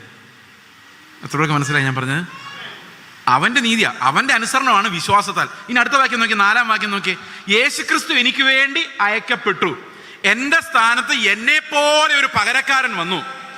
അവൻ വന്ന് 2 കാര്യങ്ങൾ ചെയ്തു. ഒന്ന്, നമ്മുടെ പാപത്തിന് അവന്റെ ശരീരത്തിൽ ശിക്ഷ വിധിച്ചു. ഓക്കെ. ഈ പാപത്തിന് ശിക്ഷ വിധിച്ചു എന്ന് പറയുമ്പം ഞാൻ അനുഭവിക്കേണ്ട ശിക്ഷ കർത്താവ് 2000 വർഷങ്ങൾക്ക് മുമ്പ് അനുഭവിച്ചു. ഇത് പറഞ്ഞു കഴിയുമ്പം നമ്മളിൽ പലരും ചോദിക്കും, അതെങ്ങനെ സാധിക്കും? പാപം ചെയ്തത് ഞാൻ, ഓക്കെ, ശിക്ഷ അനുഭവിച്ചത് ഒരു പാപവും ചെയ്യാത്ത വേറൊരാൾ, അതും 2000 വർഷങ്ങൾക്ക് മുമ്പ്. ഇതിനകത്ത് എന്ത് ലോജിക്കാ ഉള്ളത്? ശരിയാണോ? നീതിയാണോ അത്? എന്ത് തോന്നുന്നു? പാപം ചെയ്തവനെയല്ലേ ശിക്ഷിക്കേണ്ടത്, അല്ലേ? അപ്പൊ ഞാൻ പാപം ചെയ്തതിന് 2000 വർഷങ്ങൾക്ക് മുമ്പ് യേശുക്രിസ്തുവിനെ ക്രൂശിച്ചാൽ എങ്ങനെയാണ് ഞാൻ പാപത്തിൽ നിന്ന് രക്ഷപ്പെടുന്നത്? അതിനൊരു ചെറിയൊരു കാര്യം കൂടെ ഞാൻ പറഞ്ഞിട്ട് ഈ വാക്യങ്ങൾ അവസാനിപ്പിക്കാം. അതായത് നമ്മളെല്ലാവരും, വേദപുസ്തകം പറയുന്നതനുസരിച്ച് നമ്മളെല്ലാവരും ആദമിൽ നിന്ന് വന്നവരാണ്. ഓക്കെ ഓക്കെ അപ്പോൾ നമ്മളെല്ലാവരും ഒരു കാലത്ത് ആരിലുണ്ടായിരുന്നു? ആദമിലുണ്ടായിരുന്നു. ഇപ്പം എൻ്റെ വല്യപ്പന് കുറെ സ്വത്തുക്കളുണ്ടെങ്കിൽ ആ സ്വത്തിന് എനിക്ക് അവകാശമുണ്ട്. എന്തുകൊണ്ടാ? വല്യപ്പനിൽ ആരും ഉണ്ടായിരുന്നു? ഞാനും ഉണ്ടായിരുന്നു, ഇല്ലേ? വല്യപ്പനില്ലായിരുന്നെങ്കിൽ ഞാനില്ലായിരുന്നല്ലോ. അപ്പൊ ഞാൻ എവിടെ നിന്ന് വന്നതാ? നിങ്ങളിപ്പോൾ മൂളൊന്നും ഇല്ലല്ലോ, അങ്ങനെ അല്ലേ? ഓക്കെ, അപ്പൊ അംബാനിയുടെ സ്വത്തുക്കൾ അംബാനിയുടെ പിള്ളേർക്ക് കിട്ടുന്നത് എന്തുകൊണ്ടാ? അവരെല്ലാം ഒരു കാലത്ത് ആരിലുണ്ടായിരുന്നു. അപ്പൊ നമ്മളെല്ലാം അങ്ങനെ തിരിച്ച് ആലോചിച്ചാൽ നമ്മളെല്ലാം ആരിലുണ്ടായിരുന്നു? ആദം. ഈ ആദം നമുക്ക് എന്താ തന്നെന്നറിയോ? ഈ വൃത്തികെട്ട സ്വഭാവം. അത് എവിടെ നിന്ന് കിട്ടിയതാ? നമ്മുടെ വല്യപ്പൂപ്പനായ ആദമിൽ നിന്ന് കിട്ടിയതാ. അപ്പം ആദമിന്റെ വെളിയിൽ നിന്ന് വന്ന ഒരാൾ പോലും ഇവിടെ ഇല്ല. ഉണ്ടോ? ചൊവ്വായിന്ന് വല്ലതും വന്നിറങ്ങി ആരെങ്കിലും? ഇല്ലല്ലോ. അപ്പൊ ആദം പാപം ചെയ്തപ്പോൾ എന്ത് സംഭവിച്ചു? ഈ ആദമിന്റെ സ്വഭാവം മക്കൾക്ക് മുഴുവൻ കിട്ടി. ഉണ്ടാകുന്ന മക്കൾ മുഴുവൻ രസം, ഇത് തിന്നാൻ കൊള്ളാം, ഇത് രുചിയുള്ളതാ, ഈ ഷർട്ട് കൊള്ളാം കേട്ടോ, ഇത് മതി. ഇങ്ങനെ ആയിപ്പോയി, എല്ലാം ഇങ്ങനെ ആയിപ്പോയി. അവൻ്റെ കൂടെ ജീവിച്ചാൽ മടുത്തു, ഈ പിള്ളേരെ കൊണ്ട് ഞാൻ മടുത്തു. ആദമ ഹൗവയാ അലറി വിളിക്കുന്നത്. ആ സ്വഭാവം തൂത്താലും പോകാത്ത ഒരു മനുഷ്യ പ്രകൃതം നമുക്ക് ലഭിച്ചു. ശരിയല്ലേ? ശരിയാണോ? എന്തുകൊണ്ടാ? ആദമിനുണ്ടായിരുന്നുകൊണ്ട്. ഇനി ഇതിൻ്റെ രസകരമായ ഒരു കാര്യം എന്നറിയോ? ആദം ഉണ്ടാകുന്നതിന് മുമ്പ്, ലോകമുണ്ടാകുന്നതിന് മുമ്പ് ആരൊക്കെ വിശ്വസിക്കുമെന്ന് കർത്താവ് മുന്നമേ നോക്കിയിട്ട്, കർത്താവിനെല്ലാം കാണാമല്ലോ, ഭൗതം ഭാവി വർത്തമാനം എല്ലാം കാണാം, അല്ലേ? അപ്പോൾ ആദം പാപം ചെയ്യുമ്പോൾ തന്നെ കർത്താവിന് എന്തൊക്കെ കാണാം? ഞാൻ നിങ്ങളോട് സംസാരിച്ചുകൊണ്ടിരിക്കുന്ന കാണാം, ക്രിസ്തു മരിച്ചത് കാണാം, നമ്മൾ നിത്യതയിലിരിക്കുന്ന എല്ലാ കർത്താവിന് കാണാം. കർത്താവിൻ്റെ കണ്ണിനൊന്നും മറിഞ്ഞിരിക്കുന്നില്ല. അപ്പം കർത്താവ് ഈ ടൈമിലേക്ക് നോക്കിയിട്ട് അവനിൽ വിശ്വസിക്കുന്ന എല്ലാവരെയും ദൈവം മുന്നമേ എടുത്ത് ആരിലാക്കി? ക്രിസ്തുവിലാക്കി. മനസ്സിലായോ? അപ്പോൾ ആദം അനുസരണക്കേട് കാണിച്ചു. ആ അനുസരണക്കേടിൻ്റെ മക്കളായിട്ട് നമ്മളെല്ലാവരും ജനിച്ചുവെങ്കിലും അതിനും മുൻപ് തന്നെ വിശ്വസിക്കുന്നവരെ രക്ഷിക്കാൻ കർത്താവ് ഒരു പദ്ധതി ഉണ്ടാക്കി വെച്ചായിരുന്നു. നമ്മളെല്ലാവരും ആദമിലാകുന്നതിന് മുമ്പ് തന്നെ ആരിലുണ്ട്? ക്രിസ്തുവിലുണ്ട്. എത്രപേർക്ക് മനസ്സിലായി ഞാൻ പറയുന്നത്? അപ്പോൾ കർത്താവ് ചെയ്യുന്നതിനെല്ലാം നമ്മൾ അവകാശികളാണ്. എത്ര പേർക്ക് മനസ്സിലായി? അപ്പോൾ യേശുക്രിസ്തു കാൽവരി ക്രൂശിൽ മരിച്ചപ്പം ഞാൻ ഉണ്ടായിട്ടില്ല, ഞാനിപ്പോൾ ഇവിടെ ഉണ്ട്. പക്ഷെ കർത്താവിൻ്റെ തെരഞ്ഞെടുപ്പ് അനുസരിച്ച് ഞാൻ ആരിലുണ്ട്? ക്രിസ്തുവിലുണ്ട്. അപ്പോൾ കർത്താവ് ആർക്ക് വേണ്ടിയാ മരിക്കുന്നത്? എനിക്ക് വേണ്ടിയാ. അപ്പൊ യേശുക്രിസ്തു കാൽവരി ക്രൂശിൽ മരിച്ചപ്പോൾ കാഴ്ചയിൽ നോക്കിയാൽ യേശുക്രിസ്തു മാത്രമേ മരിച്ചിട്ടുള്ളൂ, അപ്പുറത്തൊരു കള്ളൻ ഇപ്പുറത്തൊരു കള്ളൻ. എന്നാൽ വിശ്വാസത്താൽ നോക്കുമ്പോൾ ആ നടുക്കത്തെ ക്രൂശിൽ യേശുക്രിസ്തു മാത്രമല്ല, എന്നെ പോലെയുള്ള ലക്ഷക്കണക്കിന് കള്ളന്മാരാ മരിച്ചത്. ഇങ്ങനെയാണ് ആ പഴയത് കഴിഞ്ഞു പോയത്. നമ്മൾ നന്നാകാൻ ശ്രമിച്ചിട്ട് നന്നാവൂലായിരുന്നു, അല്ല? ഞാൻ നിങ്ങളോട് നേരത്തെ പറഞ്ഞില്ല നന്നാവൂലെന്ന്. അതുകൊണ്ട് എന്ത് ചെയ്തു? അതിനെ ക്രൂശിന് വിട്ട് കളഞ്ഞു. കർത്താവിൻ്റെ കൂടെ ജഡത്തിന്, ഇവിടെ എഴുതിയിരിക്കുന്നത് ശിക്ഷ വിധിച്ചു എന്നാ, അല്ലേ? പാപത്തിന് ജഡത്തിൽ. അപ്പൊ നമ്മുടെ ജഡജീവിതം, ജഡത്തിലുള്ള പഴയ മനുഷ്യനെ കർത്താവ് അവന്റെ ക്രൂശോടുകൂടി തീർത്തു. ഇത് പക്ഷെ നമ്മൾ അനുഭവിക്കുന്നില്ല. നമ്മൾ നോക്കുമ്പോൾ നമ്മുടെ പഴയ ജഡം, രസം, എൻജോയ്മെന്റ് ഇതെല്ലാം ഇങ്ങനെ വാഴുന്നതായിട്ട് നമ്മൾ ഇന്നും കാണുന്നത്. ഓക്കെ, അതുകൊണ്ട് പൗലോസ് പറയാണ്, വിശ്വാസം എന്ന് പറയുന്നത് എന്താണെന്നറിയാവോ? വിശ്വാസം എന്ന് പറയുന്നത് മരിച്ചു എന്ന് വിശ്വസിക്കുന്നതാ. ക്രിസ്തുവിൽ ഞാൻ മരിച്ചു. ഒന്ന് വിശ്വസിച്ച് നോക്കി, ഒരു നിമിഷം മരിച്ചു എന്ന്. ഓക്കെ, വിശ്വസിച്ചോ? ഒന്ന് കണ്ണടച്ചിട്ട് ചിന്തിച്ചേ, ഞാൻ കർത്താവിൻ്റെ കൂടെ മരിച്ചു, ഇനി ജീവിക്കുന്ന ഞാനല്ല ക്രിസ്തു അത്രേ. ഫെയ്ത്താ. അപ്പൊ കർത്താവ് പുനരുത്ഥാനം ചെയ്തപ്പോൾ നമ്മൾ എഴുന്നേറ്റു, അങ്ങനെ ബൈബിൾ പറയുന്നത്. അപ്പോൾ അവന്റെ കൂടെ മരിച്ചു, അവന്റെ കൂടെ ഉയർത്തെഴുന്നേറ്റു ഒന്ന് വിശ്വസിച്ച് നോക്കി ഒരു നിമിഷം. അപ്പോൾ ആദമിന്റെ ലൈഫിൽ നമ്മൾ രക്ഷപ്പെട്ടു. ആരുടെ ലൈഫിലേക്ക് പോയി? ക്രിസ്തുവിന്റെ ലൈഫിലേക്ക് പോയി. ഒരു നിമിഷം ഈ മരണം നമ്മളൊന്ന് അനുഭവിച്ച് നോക്കാം. ഞാൻ മരിച്ചു, ഓക്കെ? അപ്പം ഞാനിങ്ങനെ ചിന്തിക്കുകയാണ്, ഞാൻ മരിച്ചു. അപ്പം ഇങ്ങനെ പറയാമെന്ന് വെച്ചാൽ ഒരാൾ, ഓ എൻ്റെ പാസ്റ്ററെ, ഞാൻ ആ ചർച്ചിൽ ചെന്നിട്ട് അവരെന്നെ ഒന്നും ബഹുമാനിച്ചില്ല. അപ്പം ഞാൻ എന്ത് പറയും? മരിച്ചവനെ എന്നാ ബഹുമാനിക്കാനാ? മരിച്ചല്ലേ. മനസ്സിലായോ? ഓ എൻ്റെ ഭാര്യയ്ക്ക് എന്നോട് ഒരു സ്നേഹവും ഇല്ല ബ്രദറെ. നീ മരിച്ചില്ലേ, പിന്നെ എന്തിനാ സ്നേഹിക്കുന്നത്? മനസ്സിലായോ? ചത്ത് കിടക്കുന്നവനെ കളിയാക്കിയാലും പ്രശ്നമില്ല, അപമാനിച്ചാലും പ്രശ്നമില്ല. കാരണം അവൻ മരണം അനുഭവിക്കോ വിശ്വാസത്താൽ. ഞാനില്ല, ഇനി ജീവിക്കുന്ന ക്രിസ്തുവാണ്. ഞാനൊരു ചെറിയ ഉദാഹരണം പറയാം, ഈ ക്രിസ്തീയ ജീവിതം എങ്ങനെ വരുന്നതെന്നുള്ളതിന്. നോർത്ത് ഇന്ത്യയിൽ ഇന്ദിരാഗാന്ധി എന്ന് പറയുന്നൊരു പ്രധാനമന്ത്രി ഉണ്ടായിരുന്നു. നോർത്ത് ഇന്ത്യയിൽ ഉള്ളൊരു മനുഷ്യൻ, പണ്ഡിത് വേദപ്രകാശ് എന്ന് പറയുന്ന ഒരു സെക്രട്ടറി ഉണ്ടായിരുന്നു ഇന്ദിരാഗാന്ധിക്ക്. ഇന്ദിരാഗാന്ധിയുടെ ഡയറക്റ്റ് അല്ല, ഏതൊരു ഡിപ്പാർട്ട്മെൻറ്റിൻ്റെ സെക്രട്ടറി, എനിക്ക് ഓർമ്മയില്ല ഏത് ഡിപ്പാർട്ട്മെൻറ്റാണ്. അദ്ദേഹം ഒരു ഭാര്യയെ മർദ്ദിക്കുന്ന ഒരാളായിരുന്നു. അദ്ദേഹത്തിൻ്റെ പേര് പണ്ഡിറ്റ് വേദപ്രകാശ് എന്നായിരുന്നു. അയാളുടെ ഭാര്യ ഒരു ക്രിസ്ത്യനായിരുന്നു. പക്ഷെ അതുകൊണ്ടല്ല അയാൾ മർദ്ദിച്ചുകൊണ്ടിരുന്നത്. അയാൾക്ക് ഈ ഓഫീസിലെ ഫ്രസ്ട്രേഷൻസും ദേഷ്യവും മുഴുവൻ തീർത്തുകൊണ്ടിരുന്നത് ഈ ഭാര്യയുടെ മുകളിൽ ഇടിച്ചോണ്ടാണ്. ചില പുരുഷന്മാരങ്ങനെയുണ്ട്, അവർക്ക് ഈ ഭാര്യ ഇടിക്കുമ്പോഴേ സമാധാനമാവുന്നത്. അവന് അധികാരം ഉണ്ടെന്ന് കാണിക്കാൻ വേണ്ടിയാണ്. ശരിക്കും പറഞ്ഞാൽ തൻ്റെ ഉണ്ടെന്ന് കാണിക്കണമെങ്കിൽ കുറച്ചുകൂടെ ആരോഗ്യമുള്ളവരെ പോയി ഇടിക്കണം. അത് പറ്റിയല്ല, അതുകൊണ്ട് ആരോഗ്യം ഇല്ലാത്തതിൻ്റെ പുറത്താണ് ഇതെല്ലാം തീർക്കുന്നത്. ഈ പുള്ളി അങ്ങനെ ഒരാളായിരുന്നു. പുള്ളി ഭാര്യയെ ചുമ്മായിട്ട് അടിക്കുമായിരുന്നു. ഭാര്യ അടിക്കുന്ന ഭർത്താക്കന്മാരെ നിങ്ങളെപ്പോലെ മ്ലേച്ഛന്മാർ ലോകത്തൊരിടത്തുമില്ല. കാരണം നിങ്ങൾ കുറച്ചുകൂടെ തണ്ടും തടിയുള്ള ആരുടെ അടുത്ത് പോയാണ് നിങ്ങൾ അഭ്യാസം കാണിക്കേണ്ടതെന്ന് ഞാൻ ഒരിക്കൽ കൂടി ഓർപ്പിക്കുന്നു. ഓക്കെ, ഇനി കേട്ടോ. അപ്പോൾ ഒരു ദിവസം ഈ സഹോദരി പോയി, ഇയാൾ ഓഫീസിൽ നിന്ന് വന്നപ്പം അയാൾ സോഫയിൽ ഇരിക്കുന്നു. ഇവർ പോയിട്ട് ആ ഷൂസ് അഴിക്കാൻ തുടങ്ങലും ഇദ്ദേഹം ഒരൊറ്റ ചവിട്ട് വെച്ച് കൊടുത്ത സ്ത്രീക്ക്. ആ സ്ത്രീ തെറിച്ച് പോയി ഭിത്തിയെ പോയി അടിച്ച് വീണു, ബ്ലഡ് ഒഴുകാൻ തുടങ്ങി. ഇവരടുത്ത് കിടന്ന ഒരു ടവലെടുത്തിട്ട് ആ മുറിവ് അങ്ങ് കെട്ടി. പിന്നെയും ഒന്ന് മുട്ടുകുത്തി നിന്ന് അയാളെ നോക്കി ചിരിച്ചോണ്ട് ആ മുട്ടുകുത്തി നിന്ന് ആ ഷൂസ് ബാക്കിയും കൂടെ ഊരിയെടുത്തു. ഇയാള് നേരത്തോട്ടിരുന്നിട്ട് ഭാര്യയോട് ചോദിച്ചു, എന്നെപ്പോലൊരു മൃഗത്തെ സ്നേഹിക്കാൻ നിനക്ക് എങ്ങനെയാ പറ്റുന്നതെന്ന് ചോദിച്ചു. അപ്പോൾ സഹോദരി പറഞ്ഞു, ഞാൻ മരിച്ചു, ഞാനല്ല, ക്രിസ്തുവാണ് നിങ്ങളെ സ്നേഹിക്കുന്നത്. പകരക്കാരൻ. നിങ്ങൾ വിശ്വസിച്ചാൽ നിങ്ങൾക്കൊരു പകരക്കാരനുണ്ട്. ആ മനുഷ്യൻ 95-ാം വയസ്സിൽ ബൈബിൾ എടുത്തുകൊണ്ട് കൺവെൻഷനിൽ പ്രസംഗിക്കുന്നത് ഞാൻ നേരിട്ട് കണ്ടില്ല. അയാളുടെ മീറ്റിംഗ് കഴിഞ്ഞ് ഇറങ്ങുന്നിടത്ത് ഞാൻ ചെന്നിറങ്ങിയപ്പോൾ ആ മീറ്റിംഗ് കഴിഞ്ഞ് ഒരു പാക്കപ്പ് ചെയ്ത് പോകുന്നതാണ് കണ്ടത്. 95, ഇപ്പോൾ ജീവിച്ചിരിപ്പുണ്ടാവില്ല. ഒരു ആള് കർത്താവിൻ്റെ മരണം എൻജോയ് ചെയ്യുമ്പോൾ അവൻ നോ എന്ന് പറയുന്നത് ആ ആദാമ്യ ജീവിതത്തിലെ പാപത്തോടാ. നമ്മുടെ കഴിവിലല്ല ഇത് സംഭവിക്കുന്നത്, വിശ്വാസത്താലാ. എന്താ വിശ്വസിക്കുന്നത്? ഞാൻ മരിച്ചു, ഇനി ജീവിക്കുന്നത് ഞാനല്ല. അപ്പൊ എനിക്കൊരു പകരക്കാരനുണ്ട്. എൻ്റെ വീട്ടിൽ ഭയങ്കര പ്രശ്നമായിരിക്കും, പക്ഷെ എനിക്കൊരു പകരക്കാരനുണ്ട്. എൻ്റെ വീട്ടിലുള്ള എല്ലാ പ്രശ്നങ്ങൾക്കും ഞാൻ തിരിച്ച് മറുപടി പറയേണ്ട കാര്യമില്ല, കാരണം ഞാൻ മരിച്ചു. സന്തോഷമായോ? അപ്പോൾ നമ്മൾ ചുമ്മാ ഇവിടെ ഈ കസേര ഇരുന്നുകൊണ്ട് ഇപ്പോൾ കുറേ പേര് മരിച്ചിട്ടുണ്ട്. അതൊന്നും നടക്കില്ല. കുറേ കഴിയുമ്പോൾ നിങ്ങൾ എഴുന്നേറ്റ് പോകുമ്പോൾ നിങ്ങൾ അതിൻ്റെ കൂടെ എഴുന്നേറ്റ് പോകും. അത് നമ്മൾ മനസ്സിലാക്കേണ്ട ഒരു കാര്യം, തീരുമാനമെടുത്ത് ഒരിക്കലും മരിക്കാൻ പറ്റില്ല. അതുകൊണ്ട് കർത്താവ് പറഞ്ഞു, നിങ്ങളൊരു കാര്യം ഈ ക്രൂശ് എടുത്തുകൊണ്ട് പോവാ എന്ന് പറഞ്ഞു. അതിൻ്റെ കാരണം എന്താ വെച്ച് കഴിഞ്ഞാൽ നമ്മുടെ ജീവിതത്തിലെല്ലാം ഓരോ ക്രൂശുകൾ കർത്താവ് തന്നിട്ടുണ്ടാവും. ഈ ക്രൂശ് എന്ന് പറഞ്ഞാൽ രോഗവും പ്രയാസവും പട്ടിണിയൊന്നും അല്ല. അതൊക്കെ ആകാം, പക്ഷെ അത് മാത്രമല്ല, നിങ്ങൾക്ക് ആരോടെങ്കിലും ക്ഷമിക്കാൻ പറ്റാത്ത വൈരാഗ്യം ഉണ്ടെങ്കിൽ അയാളാണ് നിങ്ങളുടെ ഒന്നാന്തരം കുരിശ്. നേരെ അയാളെ കാണുമ്പോൾ വിചാരിക്കുക, ഞാൻ മരിച്ചു, ഇനി ജീവിക്കുന്ന ഞാനല്ല, ക്രിസ്തു അത്രേ. ആ ക്രൂശിൽ നിങ്ങൾ മരിക്കണം, അല്ല ചുമ്മാ ഇവിടെ ഇരുന്ന് മരിച്ചിട്ട് കാര്യമില്ല. ആ ക്രൂശ് എവിടെ നിങ്ങളുടെ ലൈഫിലുള്ളത്, ഒരുപക്ഷെ നിങ്ങളുടെ ഭർത്താവായിരിക്കും, ഭാര്യയായിരിക്കും, പിള്ളേരായിരിക്കും, എവിടെയാണോ നിങ്ങളുടെ ക്രൂശ് ഉള്ളത്, ആ ക്രൂശിൽ നിങ്ങൾ മരിച്ചാൽ നിങ്ങൾക്ക് പകരം ജീവിക്കുന്ന ഒരാളെ അനുഭവിക്കാൻ നിങ്ങൾക്ക് പറ്റും. അതുകൊണ്ടാണ് ബൈബിളിൽ പറയുന്നത്, നിങ്ങൾ അവൻ്റെ മരണത്തിൻ്റെ സദൃശത്തോട് ഏകീഭവിച്ചവരായാൽ അവൻ്റെ പുനരുത്ഥാനത്തിൻ്റെ സദൃശത്തോട് ഏകീഭവിക്കും.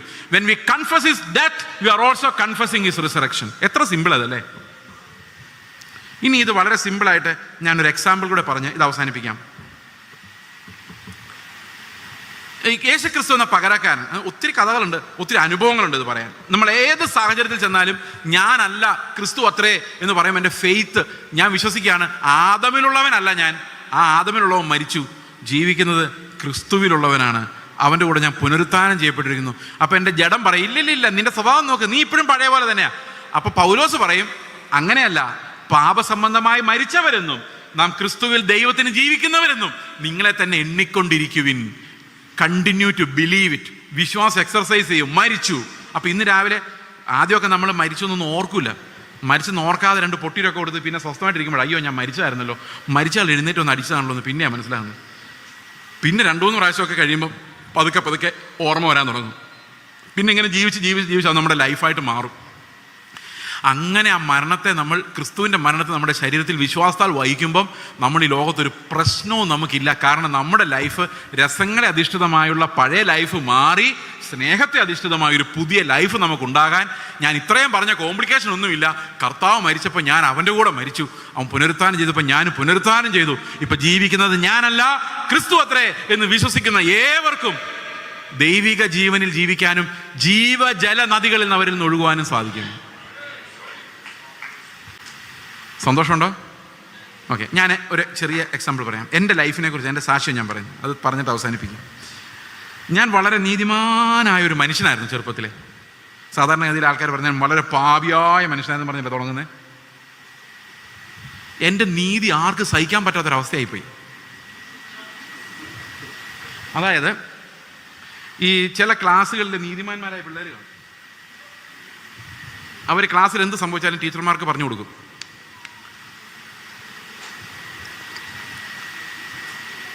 ടീച്ചർമാർ അവരെയാണ് ഈ ഗുണ്ടാപ്പണി ഏൽപ്പിക്കുന്നത്. ചാരന്മാരുടെ പണിയും ഗുണ്ടാപ്പണിയും. പേരെഴുതി കൊടുക്കുക,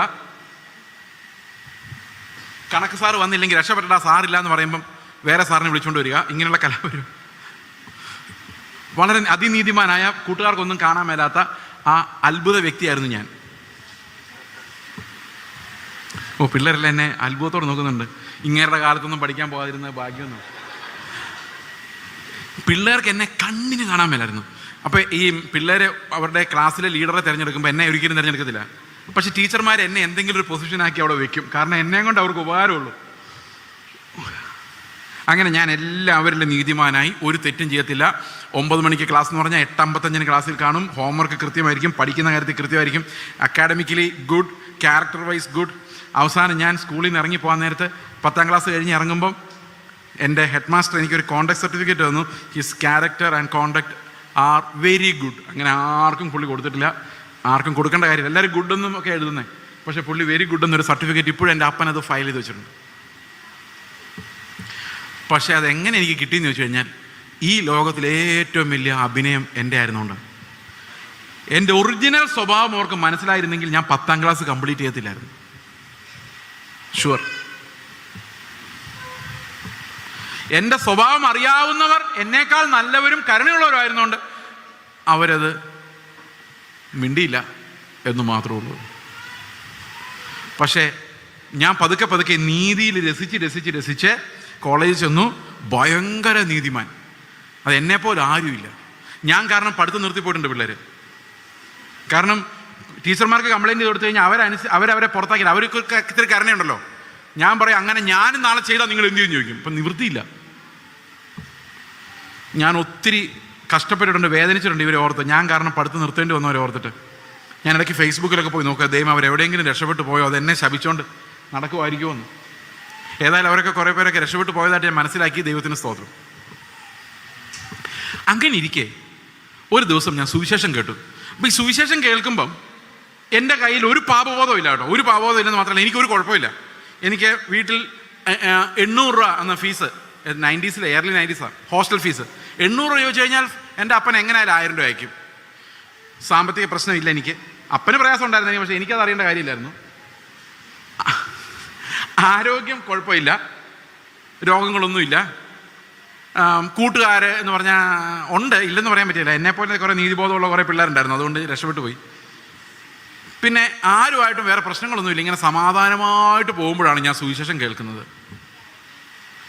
സുവിശേഷം കേട്ട് കഴിഞ്ഞപ്പോൾ കർത്താവ് എന്നെ അടിച്ചു പൊട്ടിച്ചു കളഞ്ഞു.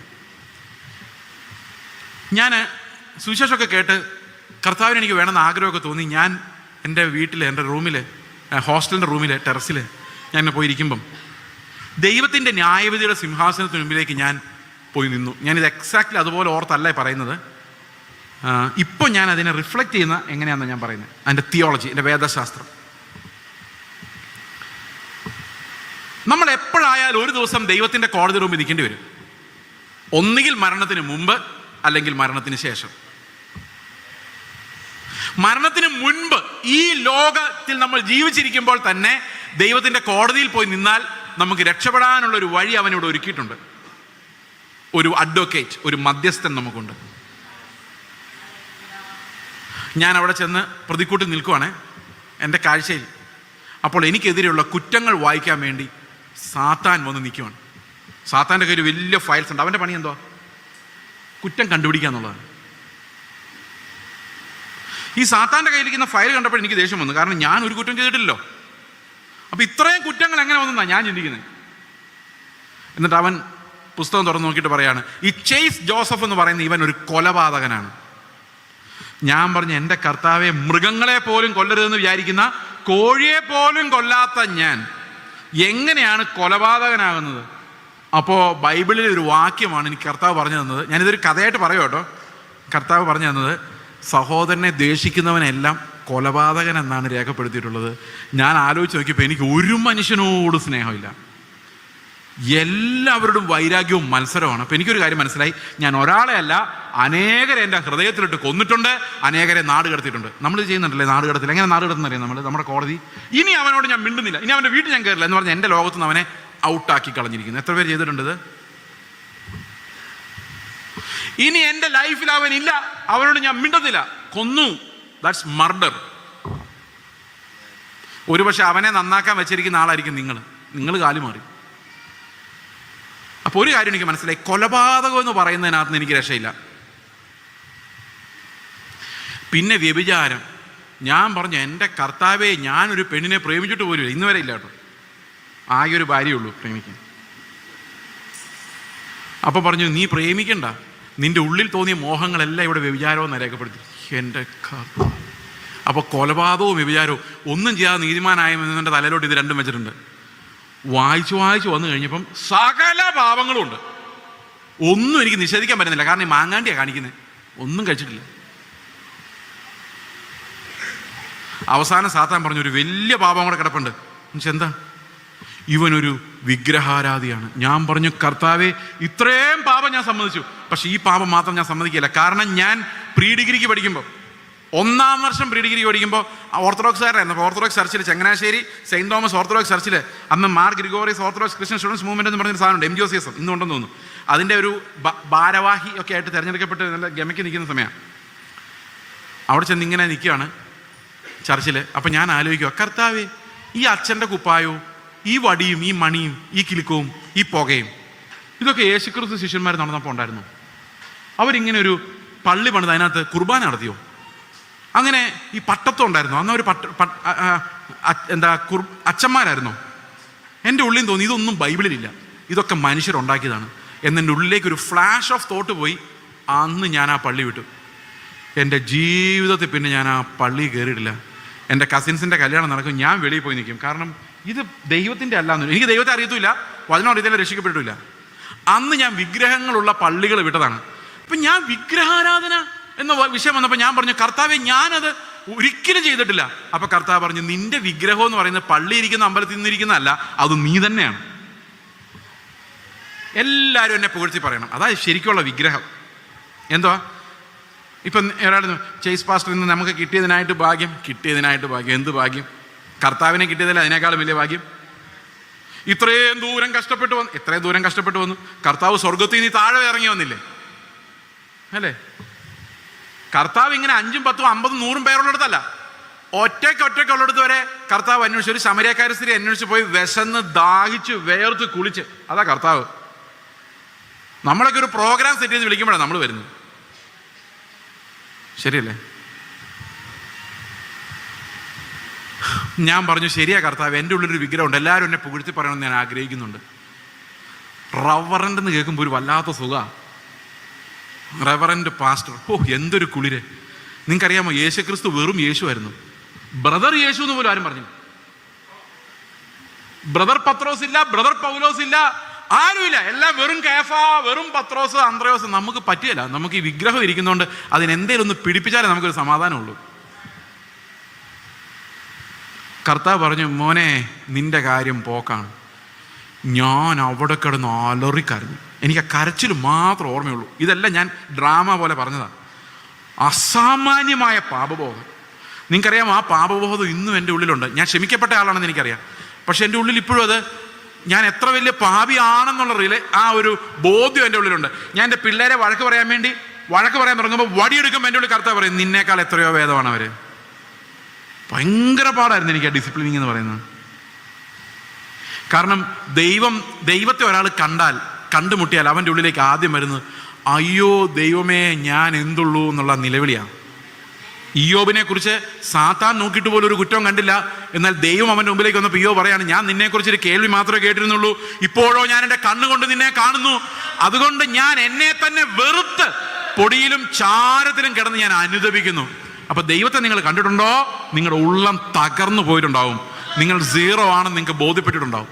അതുണ്ടായിട്ടില്ലെങ്കിൽ നിങ്ങൾ ദൈവത്തെ കണ്ടിട്ടില്ല എന്നതിനർത്ഥം. ദൈവത്തിന്റെ പെർഫെക്ഷൻ എന്താണെന്ന് മനസ്സിലായിട്ടില്ല. ക്രിസ്തു ആരാണെന്ന് നമുക്ക് വെളിപ്പെട്ടിട്ടില്ല എന്നാണ് അതിൻ്റെ അർത്ഥം. ഞാൻ നിലവിളിച്ചു, അലറി കരഞ്ഞു. കർത്താവിനോട് ഞാൻ ഇങ്ങനെ പറഞ്ഞു.